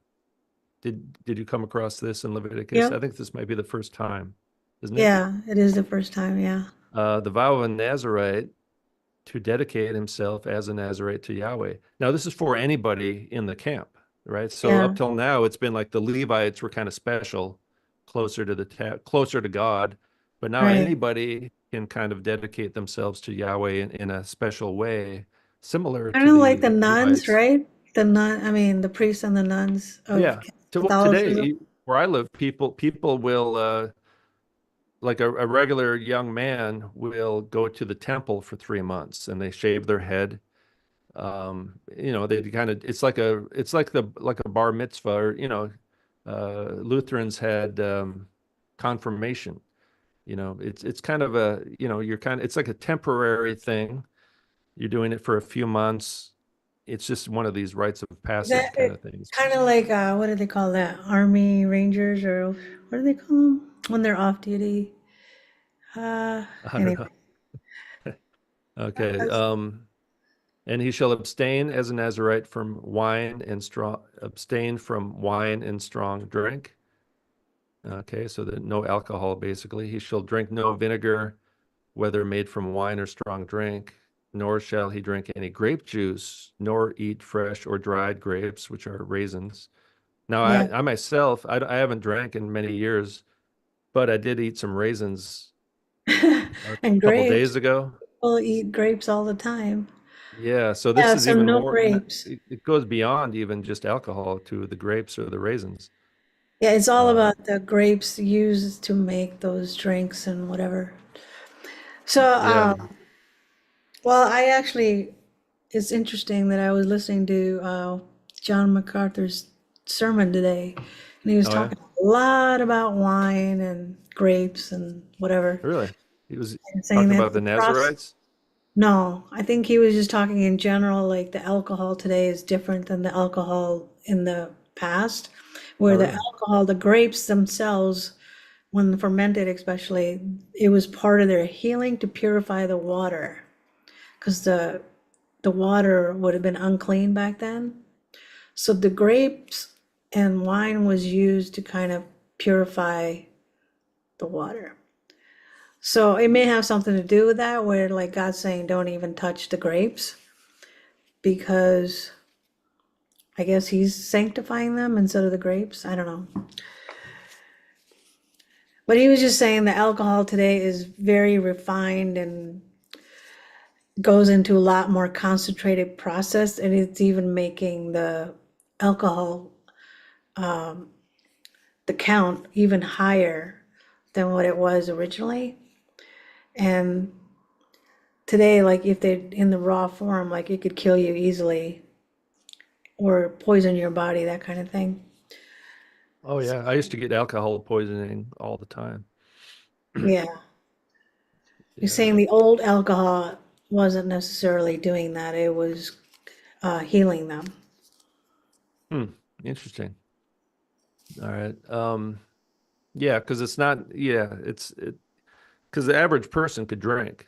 It wasn't a sin to drink, but it was a sin Yeah, to get drunk was a sin and to act weird and right. crazy. But um, I'll where's the send you dried the link grapes? to that one. All the days of his Nazarite vow, he shall not eat anything that is produced by the grapevine, from the seeds, even to the skin. All the days of his vow as a Nazarite, no razor shall pass over his head. Now, actually, to be honest, yeah, it sounds like it's the hair on the head, also the beard, probably as well. Yeah, Although they couldn't it's not cut their clear hair. So it's kind anywhere. of like You know. the Sikhs in India. They don't cut their hair. Oh, really? Like the facial beard and they grow their hair long. They're kind of, in a way, doing the Nazarite thing, but it's Yeah. not, obviously it's their own religion, but that's kind of what it is. He shall be holy until the days are fulfilled for which he dedicated himself as a Nazarite to Yahweh. So it almost sounds like they could choose the number of days because there's not a set Yeah, number of days. right. But if your hair is going to grow, it takes a while for your hair to grow long. Yeah, so it's probably even a year, 2 years, whatever, right? Yeah. Although the examples in the Bible are like Samson was dedicated for life by his Oh, parents and yeah. really by God. God kind of chose Samson to be a Nazarite, actually. And he had strength because of his hair, and he would Because lose the it Holy if it was Spirit, cut. the Spirit of God was on him. That's really why. Right, Because he was under this vow. He was dedicated before he was born to be a lifelong Nazarite, which is right. slightly different than this. But he was definitely a Nazarite. Maybe Samuel may have been a Nazarite, although it's not as So clear. the thing What is, in later passages, he says men should not have long hair, right? That's uh, something. So then why would he allow men to have long hair as a Nazarite and not cut it? Well, it's just because it's the hair represents life, right? It's just he's just dedicated to Yahweh, and that's the appearance would set them apart. People would No, know. well, I See, got that it's a part. context. It's context. It's context. He's a Nazarite could have long hair, but a Free non-Nazarite ornament. couldn't. Yeah, basically. I mean, it's like, oh, he's a Nazarite, so it's okay. It's one of those kind of things. It's like there's a reason for it, Yeah, well, and you it should read symbolizes the, something else. In a different context, long hair would symbolize rebellion or effeminacy. But right. in the context of a Nazarite, he's growing his beard and he's got long hair and Well, the beard um, is fine, but okay, so you know how they always make Jesus portraits, especially modern ones, very feminine, with him long hair and a beard, right? I think all of Jesus portraits make him look very, very feminine. So why would God want that when he specifically said uh, long hair on men is disgrace or something like that? that's in the New Testament. I mean, I think in the after the Jesus cross, feminine, huh? well, we don't know what Jesus looked like. We don't know how long Jesus's hair was. Right. So These paintings are not accurate, well, I but know that, but I'm thinking that he probably didn't have long hair. But if he probably was not. considered a Nazarite, a vow to God, then he would have had long He was hair. not a Nazarite. John the Baptist was a Nazarite, actually. John Okay, John the so Baptist. So anyway, let's read this more though. He shall be holy until the days are fulfilled, which he dedicated himself as a Nazarite to Yahweh. He shall let the locks of his hair and his head grow long. All the days of his dedication as a Nazarite to Yahweh, he shall not go near to a dead person. Okay. Now there's some strange noise in the background. Um, it's not from my is that end. no? Mm-mm. some weird noise, electrical noise. He shall not defile himself for his father or his mother, for his brother or for his sister when they die, because the Nazarite vow to his God is on his head. All the days of his Nazarite vow, he is holy to Yahweh. Okay, so it kind of gives people a chance to become holy to Yahweh for a certain amount of time. Um, but if a man dies very suddenly beside him, and he defiles the head of his hair during his Nazarite vow, then he shall shave his head on the day when he becomes clean. He shall shave it on the seventh day. Um, so if he accidentally defiles the vow, he has to shave his head and Yeah. kind of start over. And then on the eighth day, he shall bring two turtle doves or two young pigeons to the priest to the doorway of the tent of meeting. And the priest shall offer one for a sin offering and the other for a burnt offering, and make atonement for him concerning the sin because of the dead person. And that same day he shall set apart his head as holy, and shall dedicate to Yahweh the days of his Nazarite vow, and shall bring a male lamb a year old for a guilt offering. But the former days will be void because his Nazarite vow was defiled, which by the way, Samson totally defiled his Nazarite vow Yeah. in all those three ways, right? He touched a dead Um, animal, he drank alcohol, he but cut why his did he hair. do that? Because he would have known that from birth since, He was rebellious. All those that's the book of Judges. All yeah, those leaders, they were like warlords. They were leaders, military leaders, basically, and they were all wicked. Actually, God kind of used them for a purpose. Like Samson did kill a bunch of Philistines, and he had a yeah. purpose, but he was rebellious. They were all rebellious in that Wow. time. Samson is an anti-hero. He's not a hero, actually. He totally rebelled against God. Yeah, but he got his judgment though, right? Yeah, But he I died. mean, Samson totally rebelled against God. over a woman too, I think, Well, right? just in general, he was rebellious. He was just did whatever he wanted to do. He was Yeah. sinful and prideful. That's a different part of the Bible. Um, okay, so he will bring the offering to the doorway of the tent of meeting, and he shall bring his offering near to Yahweh, one male lamb, a year old, without blemish, for a burnt offering, and one ewe lamb. There's some real bad electrical noise right now. And he shall bring his offering near to Yahweh, one male lamb a year old without blemish for a burnt offering, and one ewe lamb a year old without blemish for a sin offering, and one ram without blemish for a peace offering, and a basket of unleavened cakes of fine flour mixed with oil, and unleavened wafers spread with oil along with their grain offering and their drink offering.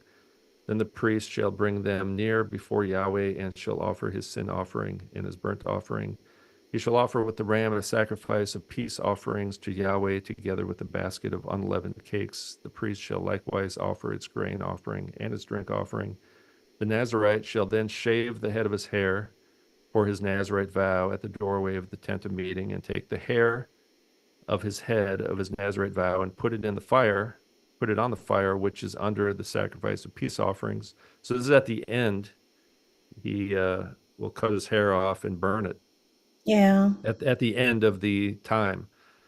So that was the other thing I noticed. They're putting the hair back in the fire where they're doing all the other offerings. Like, don't they eat that stuff? I mean, he's Uh, doing turtles, doves, lambs, whatever. under which is under, maybe it's a different fire. I don't know, which is under the sacrifice of peace offerings. Um, Yeah, so peace I don't know. offering. I didn't think about I think that. they eat those. Well, So, it's probably a different. They probably do it in a way that doesn't mess up the other food. yeah. Um, all right, and the So priest shall imagine take the. hair in your porridge or Yeah, something. they would no. Yeah, it's different. Um, and the priest shall take the ram's shoulder when it has been boiled, and one unleavened cake out of the basket, and one unleavened wafer, and shall put them on the hands of the Nazarite after he has shaved the hair of his Nazarite vow.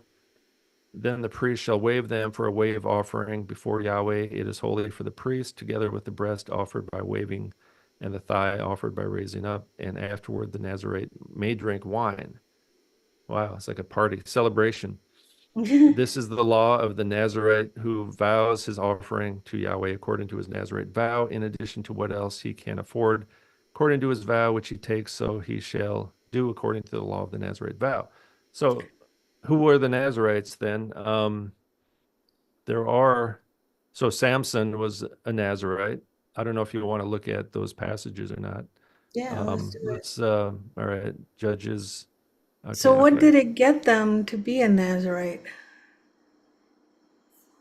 Um, Is that like, I mean, it doesn't say anything about Holiness. blessing. It doesn't say they have any work to do because God already picked out all the Yeah, people for work. So where do these guys just come in and say, okay, I'll make a vow to do something, but then it doesn't say what exactly is the purpose of doing that? it doesn't really say. It's just to dedicate yourself to God. The word Nazir kind of means to consecrate or to Do dedicate what? yourself I mean, because didn't he because you already love God. consecrate? It's you're showing your loyalty and Oh, I obedience, see. So faith. kind of It's an act of like, faith. It's kind of like fasting today, right? Fasting. yeah. But then these So guys could do it for years. So is that they kind of probably like get it's probably some kind of memory? blessing. Yeah. You know how like the Catholicism, they or what are they? They kind of marry God and so they remain celibate type thing, right? Um, Yeah, yeah, so you think it's something like that or not really? yeah. It's like yeah. It's a regular person's chance to be kind of like a Levite in a way, Oh, I to get see. closer to God, because Yeah. otherwise they were not they couldn't do that. The Levites were special. The Levites were consecrated to God, So what but does it mean to be consecrated to God? you're God's slave. You're working for God. It's like in the mafia, like if you're in the club. Yeah. You're one of the inner circle now. You're trusted. Oh, we got cats in the The room now. cat in the background. Who is this one? Oh, that's Lulu. That's a big one. Lily? That's Lulu. No, Lily's probably passed away. Oh, This is Lulu, her brother. Um, Peanut? I didn't, or I couldn't hear you. that's Lulu. Lulu. Oh, Lulu. Yeah. Yeah. What's going But on with here, Peanut? so Judges 13:3 says the angel of Yahweh appeared to the woman, which is um, Samson's mother, Yeah. a barren woman, right? You shall Yeah. be with child and give birth to a son. Now be careful not to drink wine or strong drink. You shall be with child, and no razor shall come upon his head. Right. So it literally says, "For the boy shall be a Nazarite to God from the womb, and he shall begin to save Israel from the hand of the Philistines." Oh, so So that that was his job. Like God gave yeah, him a which job. he kind of did, yeah. Um, which he kind of did, but that's a different story. But he is kind of a rebel, he's kind of a Yeah. loose cannon, but he should be a Nazarite. So it literally says it right there. And then if you click on the little footnote, it brings you back to the Numbers passage we just read. But this is different though. It's not Samson didn't choose it himself. Right. God chose it. The angel of Yahweh chose it, Well, like and his he has entire this purpose. existence and birth was to save Israel, right? Doesn't it say that in the right Well, after? yeah. That's God created him to do that job, Yeah, and and that's why he has strength, right? because As the long as Spirit he's of God, it around. says somewhere like the here's the angel of God again. Um, basically says the Spirit of God came over him or something like that. Um, you know, but anyway, so that's Samson is clearly a Nazarite, right? Yeah, But he's a lifelong Nazarite, so it's a little different than what we just read because the other ones were right. short He didn't term. have a. Plus, he And didn't have then a choice to quit. So you know how we just yeah, read that they had a choice, and once they were done, they could cut their hair off and drink again and all that stuff. Why didn't Samson have a choice? why is this blue there? God created him to do a job. He was a servant of Yahweh. Yeah, God, because that's God is fine. sovereign. God is sovereign, and God used Samson to do a specific job. Yeah, but but he's also human, right?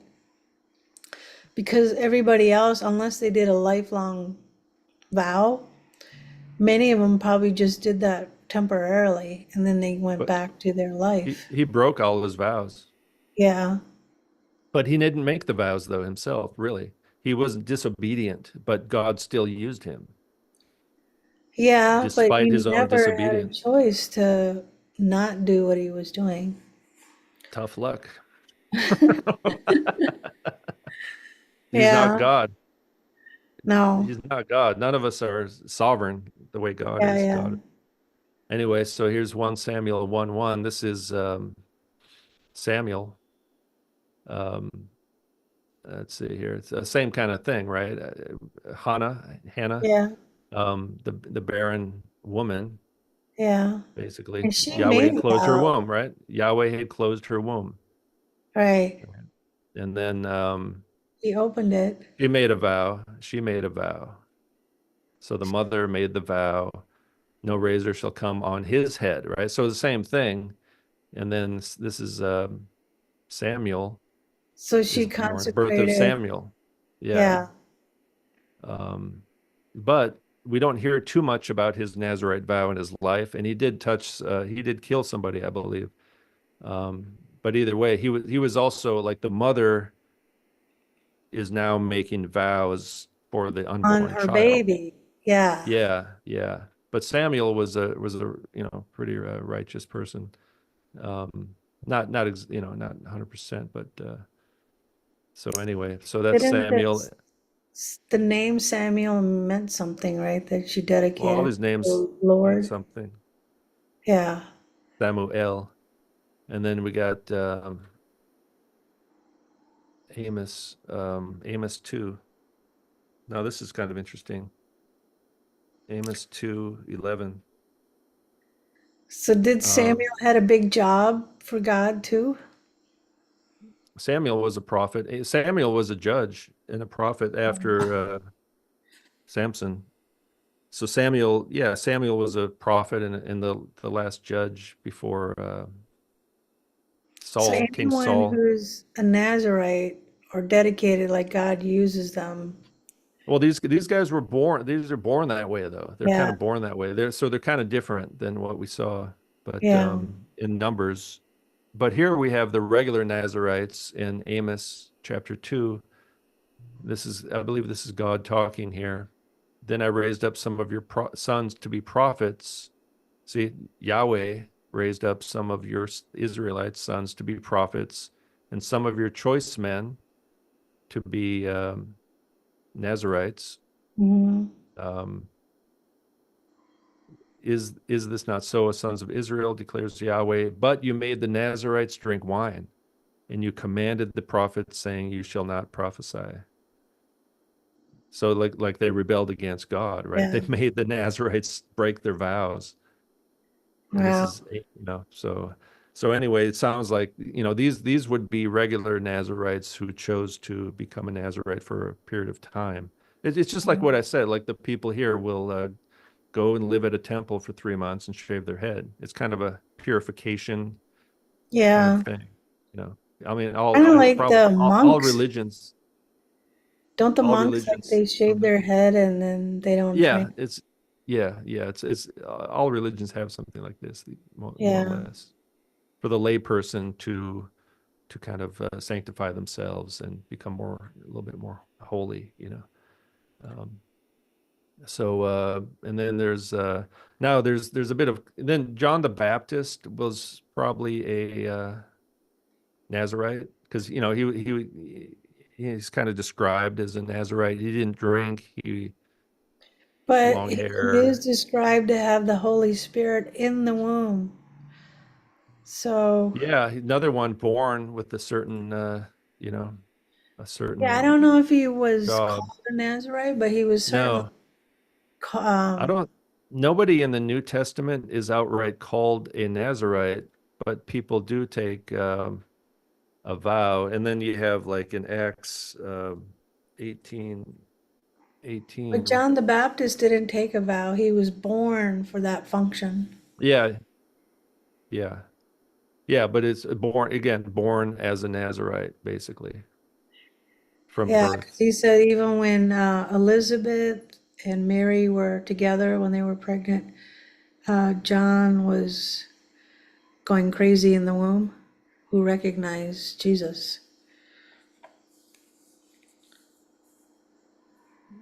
And then Paul, like Paul, it says here, Paul had his hair cut, but that the Nazarites shaved their head at the end of the Right. vow, or he was keeping a vow, or some translations will say he had kept a vow. Um, you know, but it's like it's not clear what kind of vow this was. Some people believe it was a Nazarite vow, but it's not so clear what kind of vow this was. Was it You know what I after he mean? was saved He is already? yeah, yeah. He's on his mission. He's he had some kind of thing. Uh Well, that's pretty interesting to do that vow. Is yeah. that something we can do today? No, well, we're told in Matthew 5 not to take a vow. Yeah. Um it's So like you it near think the that end. not to take a vow was referring to this vow or Right any here. vow? Or it says here not you should not make false vows. You shall fulfill. That's an Oh, Old Testament passage right there. The Old yeah. Testaments are in all caps. Make no oath at all. Because I think what he's saying here is because if you make an oath, you might break it, and Yeah. And I think part of the after the cross, everything's kind of fulfilled. There's maybe a different way to say the sanctification process. I'm not sure that. I mean, I'm not sure that we need to be taking Nazarite vows today, if that's something that's necessary, or even I mean, um, make no oath at especially if you all. can choose like for a day or a couple Yeah, months, and then there's another Acts 21, but then Acts you, 21, I think the 21. reason why at least women won't take it today because they got to cut their hair.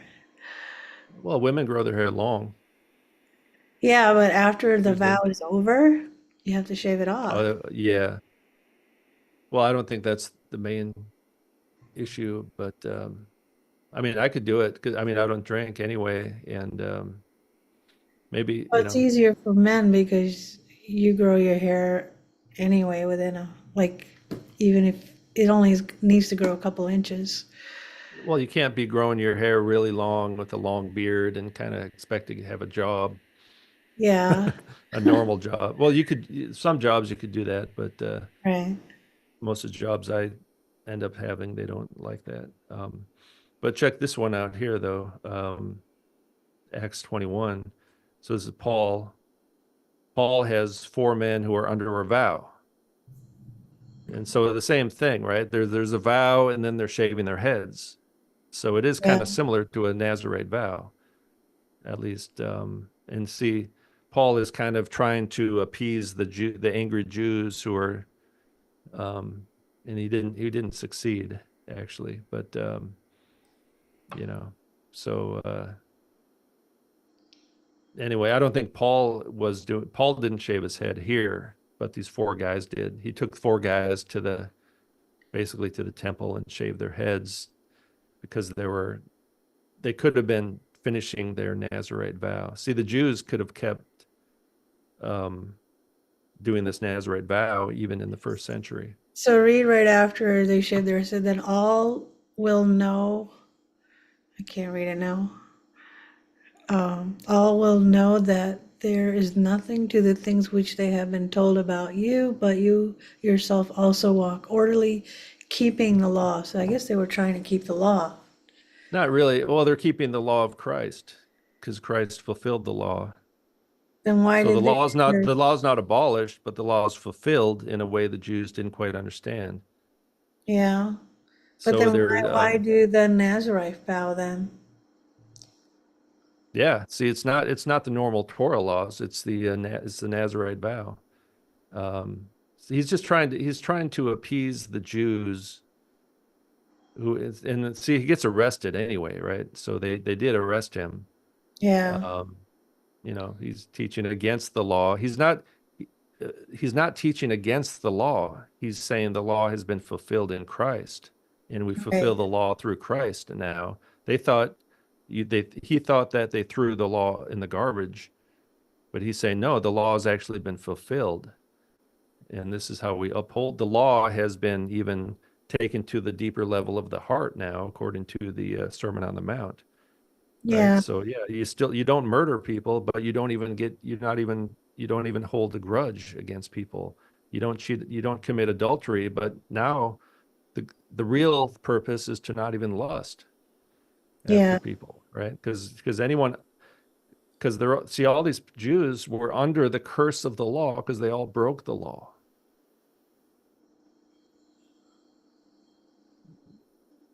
But now, after the cross, we're in the new covenant era. That's what they didn't get.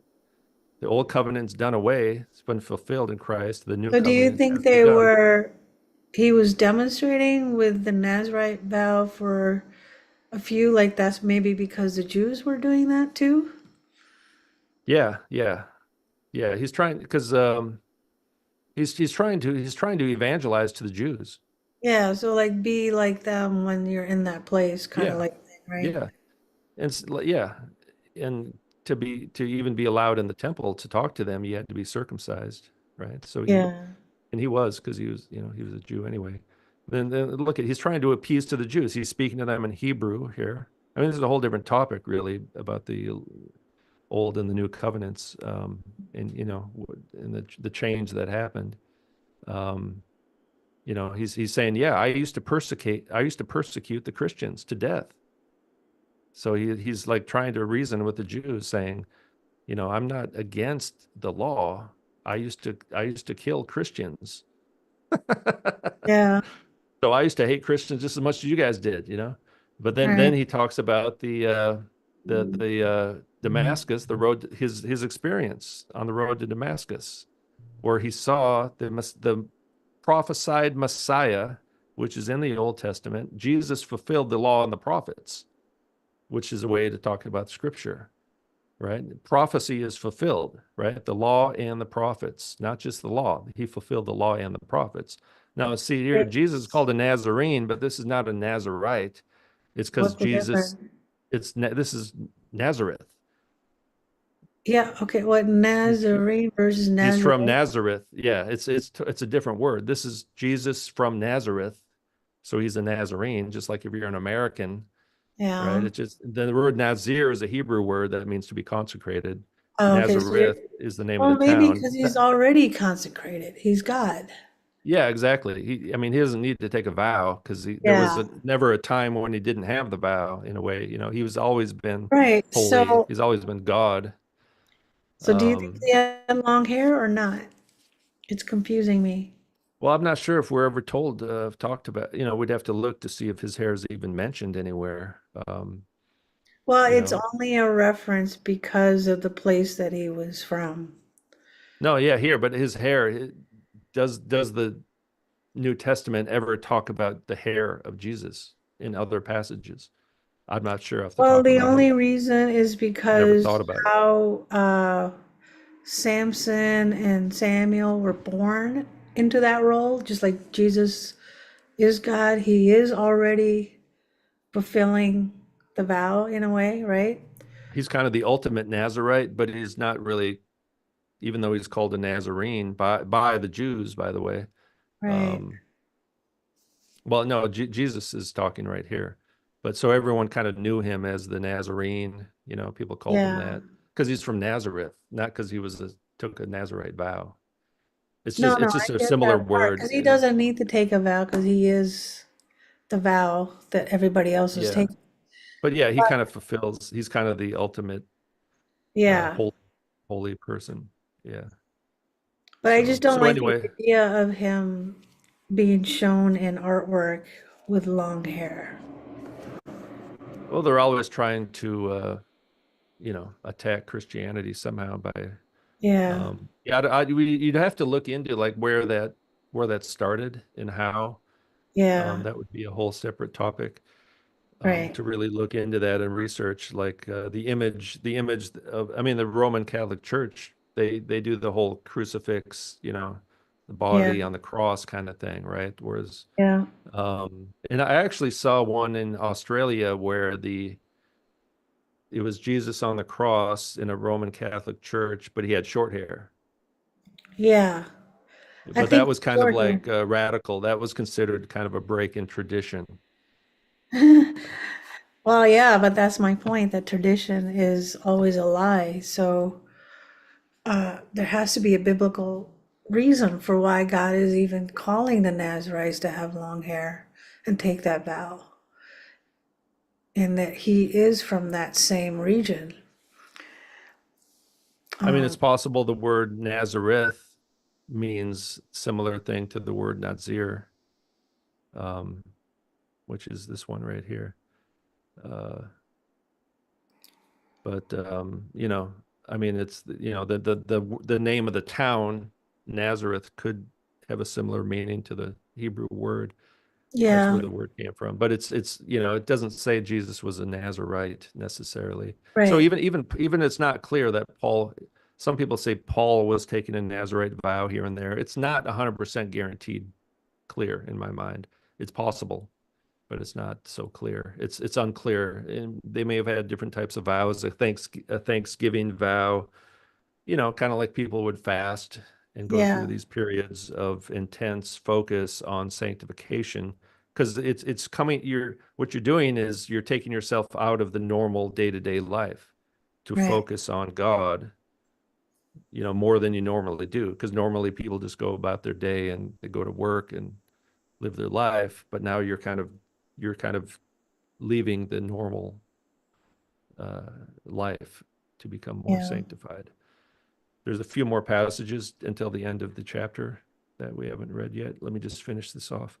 Then Yahweh spoke to Moses, saying, Speak to Aaron and his sons, saying, Thus you shall bless the sons of Israel. So there is a blessing, right? Hmm. So the Nazarite vow is a blessing. It Yeah. sounds like. I mean, it's coming right Oh, you after know this what? part. Is that the same chapter? Chapter six, right? Okay, yeah, yeah. Yeah, it's the There's a end of chapter blessing 6. at the end of your passage, which I was waiting to read. I like that one. We're coming up on it. You shall say to them, Yahweh bless you and keep you. Yahweh make his face shine on you and be gracious to you. Yahweh lift up his face on you and give you peace. So they shall invoke my name on the sons of Israel, and I then will bless them. I hear that from churches, pastors say that blessings a lot sometimes at the end of the sermon or something. So They Yahweh quote this. bless you and keep you, make his face shine on you and be gracious to you. Yahweh lift up his face on you and give you peace. So they shall invoke my name, the sons of Israel, and I then will bless them. So this whole vow thing is a blessing upon Israel, right? I have to go back up a little bit to see how that started. Um, Yeah, I right mean, after this is it Nazarite. sounds yeah, it sounds like allowing people to become Nazarites is a blessing. It doesn't mean everyone has to do Um, it. And this could just be a closing oh passage yeah, for yeah. So everything up it's till this Aaron point. and his sons. This could be So talking about the last few chapters as well. yeah. So bless you and keep you. So it's Yahweh's telling Moses to tell Aaron to bless Israel. Yeah. Yahweh is speaking to Moses, and then Moses is supposed to speak to Aaron, the priest. These are the priests right here, Yeah. saying, Thus you shall bless the sons of Israel. And you shall say to them. So the Aaron, the priest, will say to the people these things here, which is kind of makes sense why pastors would say this today. So you think those blessings is what was given to the Nazarites because they set No, themselves. um the Nazarites are a blessing on the whole people as well. Yeah. Just like Samson, right? Samson had a a public role for the community, not just Right. his own life, and same with Samuel. And so this is a blessed having allowing people to become Nazarites is a blessing for everybody, even if not everybody does it Yep. themselves. It's like to have these holy men in their presence for a few months or years. Yeah. Um, that in this could be, but again, is this blessing only talking about Nazarites, or is it talking about the last few chapters, or it's a bit It unclear. looks like a overall blessing for all of the sons of Israel. Um, Yeah, but yeah, yeah. So the whole thing's a bless. I mean, the whole tabernacle is a blessing. yeah, The whole I thing's a think so, blessing. They were blessed by getting taken out of Egypt, and they're going to the yep. whole. They're going to fulfill the promises God gave to Abraham. That's a blessing. But of course, the Israelites complain. They start complaining as well in the book of Numbers. Um, so they're cursed, actually. There's a lot of blessings and curses that happen.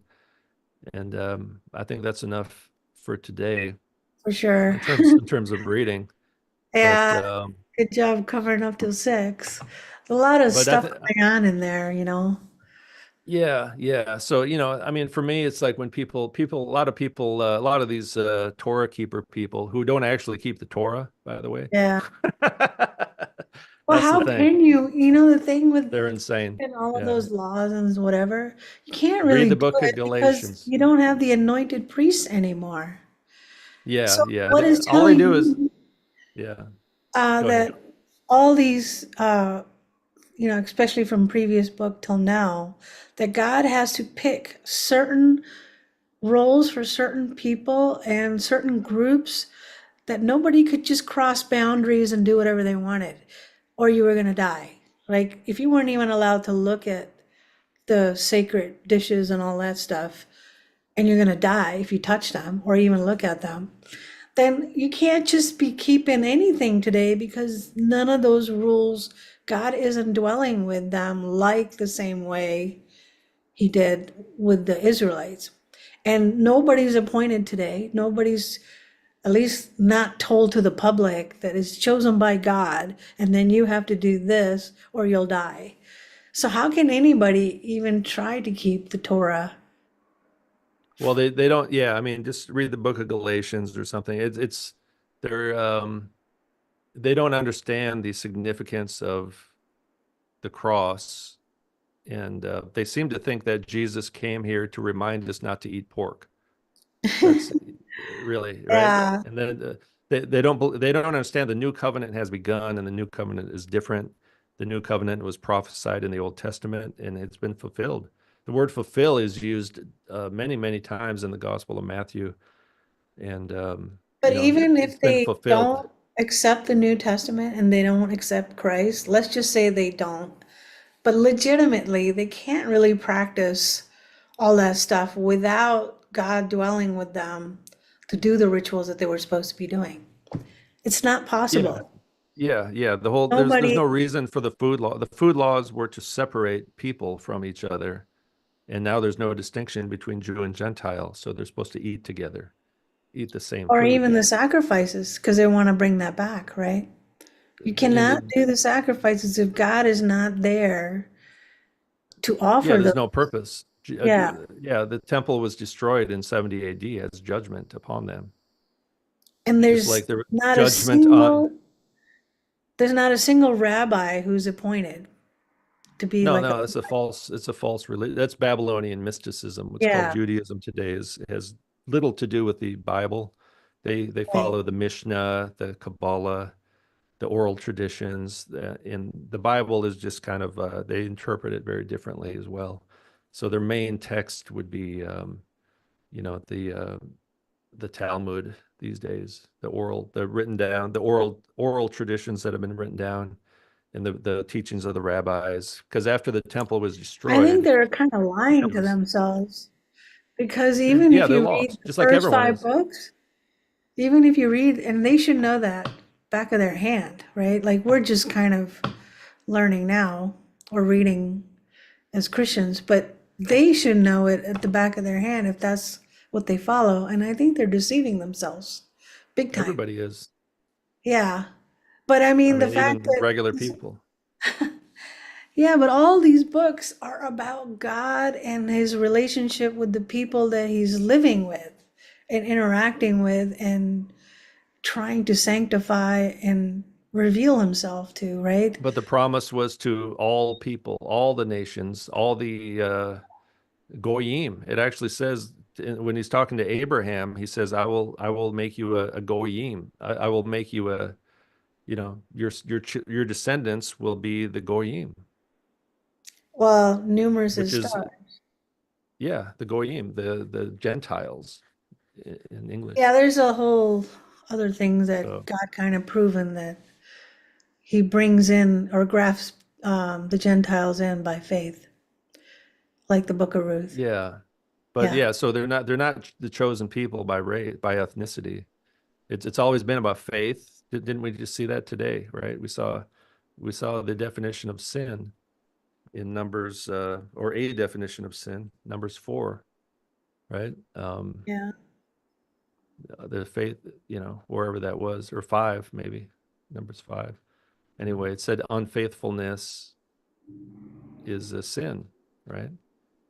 Um, so anyway, there it is right there. Sins of Oh, mankind acting unfaithfully against Yahweh. then the That's person who a feels. definition of sin right there, Yeah. you know. So it's always been about faith. Yeah, Abraham was about faith, and these guys here are learning faith. They're learning to trust Yahweh and to be obedient. There's kind of a faithful obedience, Yeah, but you know. my point is that there cannot be any priesthood today that's valid like it was around that time. That's why we have pastors instead of priests. But are they Pastors are more like anointed? teachers. They're Are they teachers. anointed by God? Most of them are not. I mean, look around. I don't know. I don't know if they're anointed by God or not. I mean, Because it seems like it's a pretty no, they're serious not. job to be in tune with God's will, They're right? not anointed in the same way these prophets were Yeah, called and chosen. It's not like that these days. It's not like no. that. The new covenant is different, you know. That's the thing, you know. I mean, it's you know, if you look at I mean that's a whole different topic, I guess, but you know, Yeah, well, um covered a lot, or you covered a lot today, so um thank you so much for at least getting to six. So what's ahead to look forward to? I'm sure you read it. um yeah, I did. I read like the whole thing, so I forget exactly what's next week, but there's some I think in every episode we're going to come across some kind of strange and unusual things actually. So, I you think know, that's the there's always something a little bit surprising. Like today we had the thing with the kind of almost like entire. a, you know, like, I mean, I don't want to say the words magic ritual, but what's a better way to say it? The thing Uh, with the adulterous woman. supernatural, supernatural. It is, I mean, Yeah. it's kind of A like Exodus. supernatural court. Yeah. And then the Well, Nazarites, you know. God shows up his supernatural powers in every book, right? So why would Yeah. it be surprising in Numbers that he's not doing supernatural stuff? But the reason I brought up the Torah keeper kind of people, or the people who claim to be Torah keepers, are because they're the ones who always want to say Paul was a Nazarite or Oh, Jesus was a that's what Nazarite. they claim? Yeah, I've heard them claim that, like as a fact, like Paul was definitely a Nazarite, or he was taking a Nazarite vow at this point in time. It does say vow, Right? definitely, and I would say maybe he was, maybe it's possible, but it's not really clear that it was a Nazarite vow as opposed to some other vow. You know, Well, we so can safely assume that he took, because if he's cutting off hair and doing that stuff, maybe it is, right? Because that's only reserved for that type of vow, to cut your hair. yeah, is it cut his hair or did he shave his hair? But he didn't go and burn his hair. It doesn't say he burned his Yeah, they hair, didn't and he wasn't in follow. Jerusalem. He wasn't in Jerusalem at that time. You know, But and another thing too is a lot of times in the first century they didn't quite follow the Torah exactly the way it's written. Things got a little confused. Well, I think that's kind So, of been showing right after these more books come into place. Less and less is following exactly like how it was in Leviticus and Numbers and all that. yeah. Like more judgment is getting delayed, right? So more leniency, and then eventually, like the sin took over where he had to scatter them all, right? Why would he have to do that if they were following everything as they were Well, they supposed to? definitely they rebel. Yeah. I mean, we're going to see some rebellion in the books of Numbers, They got book of tired of Numbers. the strictness. It's kind of like, I don't know if you watch like the older movies till now. The older movies, look how they look with their perfect hair, perfect suits, no blemishes, nothing. And then now, like, okay, you got stuff coming out of your put stuff in your, all the holes and tattoos and crazy clothes. So it's like, aren't they rebelling? Essentially, what it kind of shows that, like, Yeah. once you leave God or you're not interested in the strictness of that, then you just want to do your own thing. Yeah. I mean, the law, like Paul talks about that in Romans, right? The law kind of makes people rebellious. They, they, Yeah, because it's because of our fault. The law is not bad. It's people are sinners.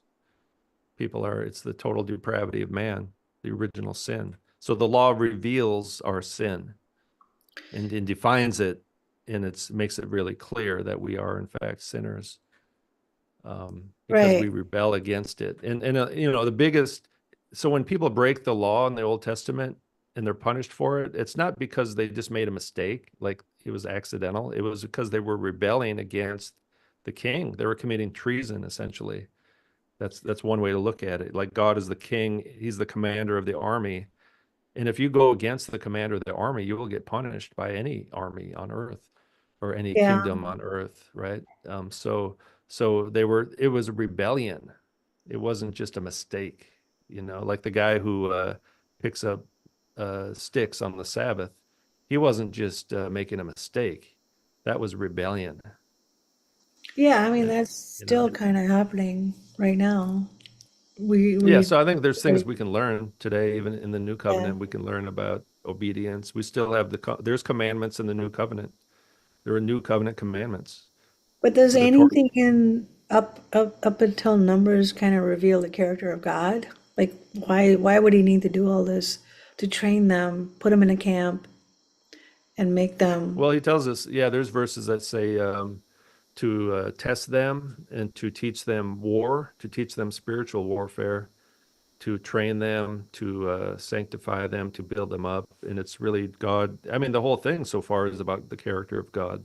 That's really what Right. the whole Which, Bible's about. yep. So doesn't that show like his perfection, and then they couldn't measure up to his perfection? Yeah, it's part of it. Yeah. Yeah. Yeah, but his love, his justice, and his mercy, he brought them out of Egypt, and he's going to bring them into a land. Um, that's the promise so far. That's what they're supposed to be doing. Remember, they're still at Mount Sinai right now. They haven't even left Mount Sinai. They're still there right now in the Yeah. story. Well, So, that's why. I mean, they're like hanging out for so long, right? And then I'm sure life has gone by now. They established their rules, put in their protocols for all the offerings and stuff. So they might have gotten just bored, like they kind of like now have millions, at least to me, there's a couple million people. For you, maybe 30,000. 20 to 30,000. Yeah. Right, No, exactly. it tells us why they rebelled and what the problem was. We're going to see a lot of rebellion pretty soon. See, now everything's like perfect up to this point. Yeah. They're all obedient. They're all falling into place. The army's there. They're ready to go. And no one's rebelling, at least so far, that I remember in the book of Numbers so far. But we're going to see some massive rebellion happening pretty soon in the book of Cool. Numbers. We'll leave it at Cool. that Yeah. cliffhanger. See who's going to rebel next time. Well, I didn't see a whole lot of, no comments. There weren't not that many watchers, maybe. I think the next one, I will give you the information ahead of time to post on your own channel. Because you get way more views on your channel than I do. But I'm Yeah, going to well, keep going because I want to learn the whole book. And I do all learn it right. as we study. So thank you so much. Yep.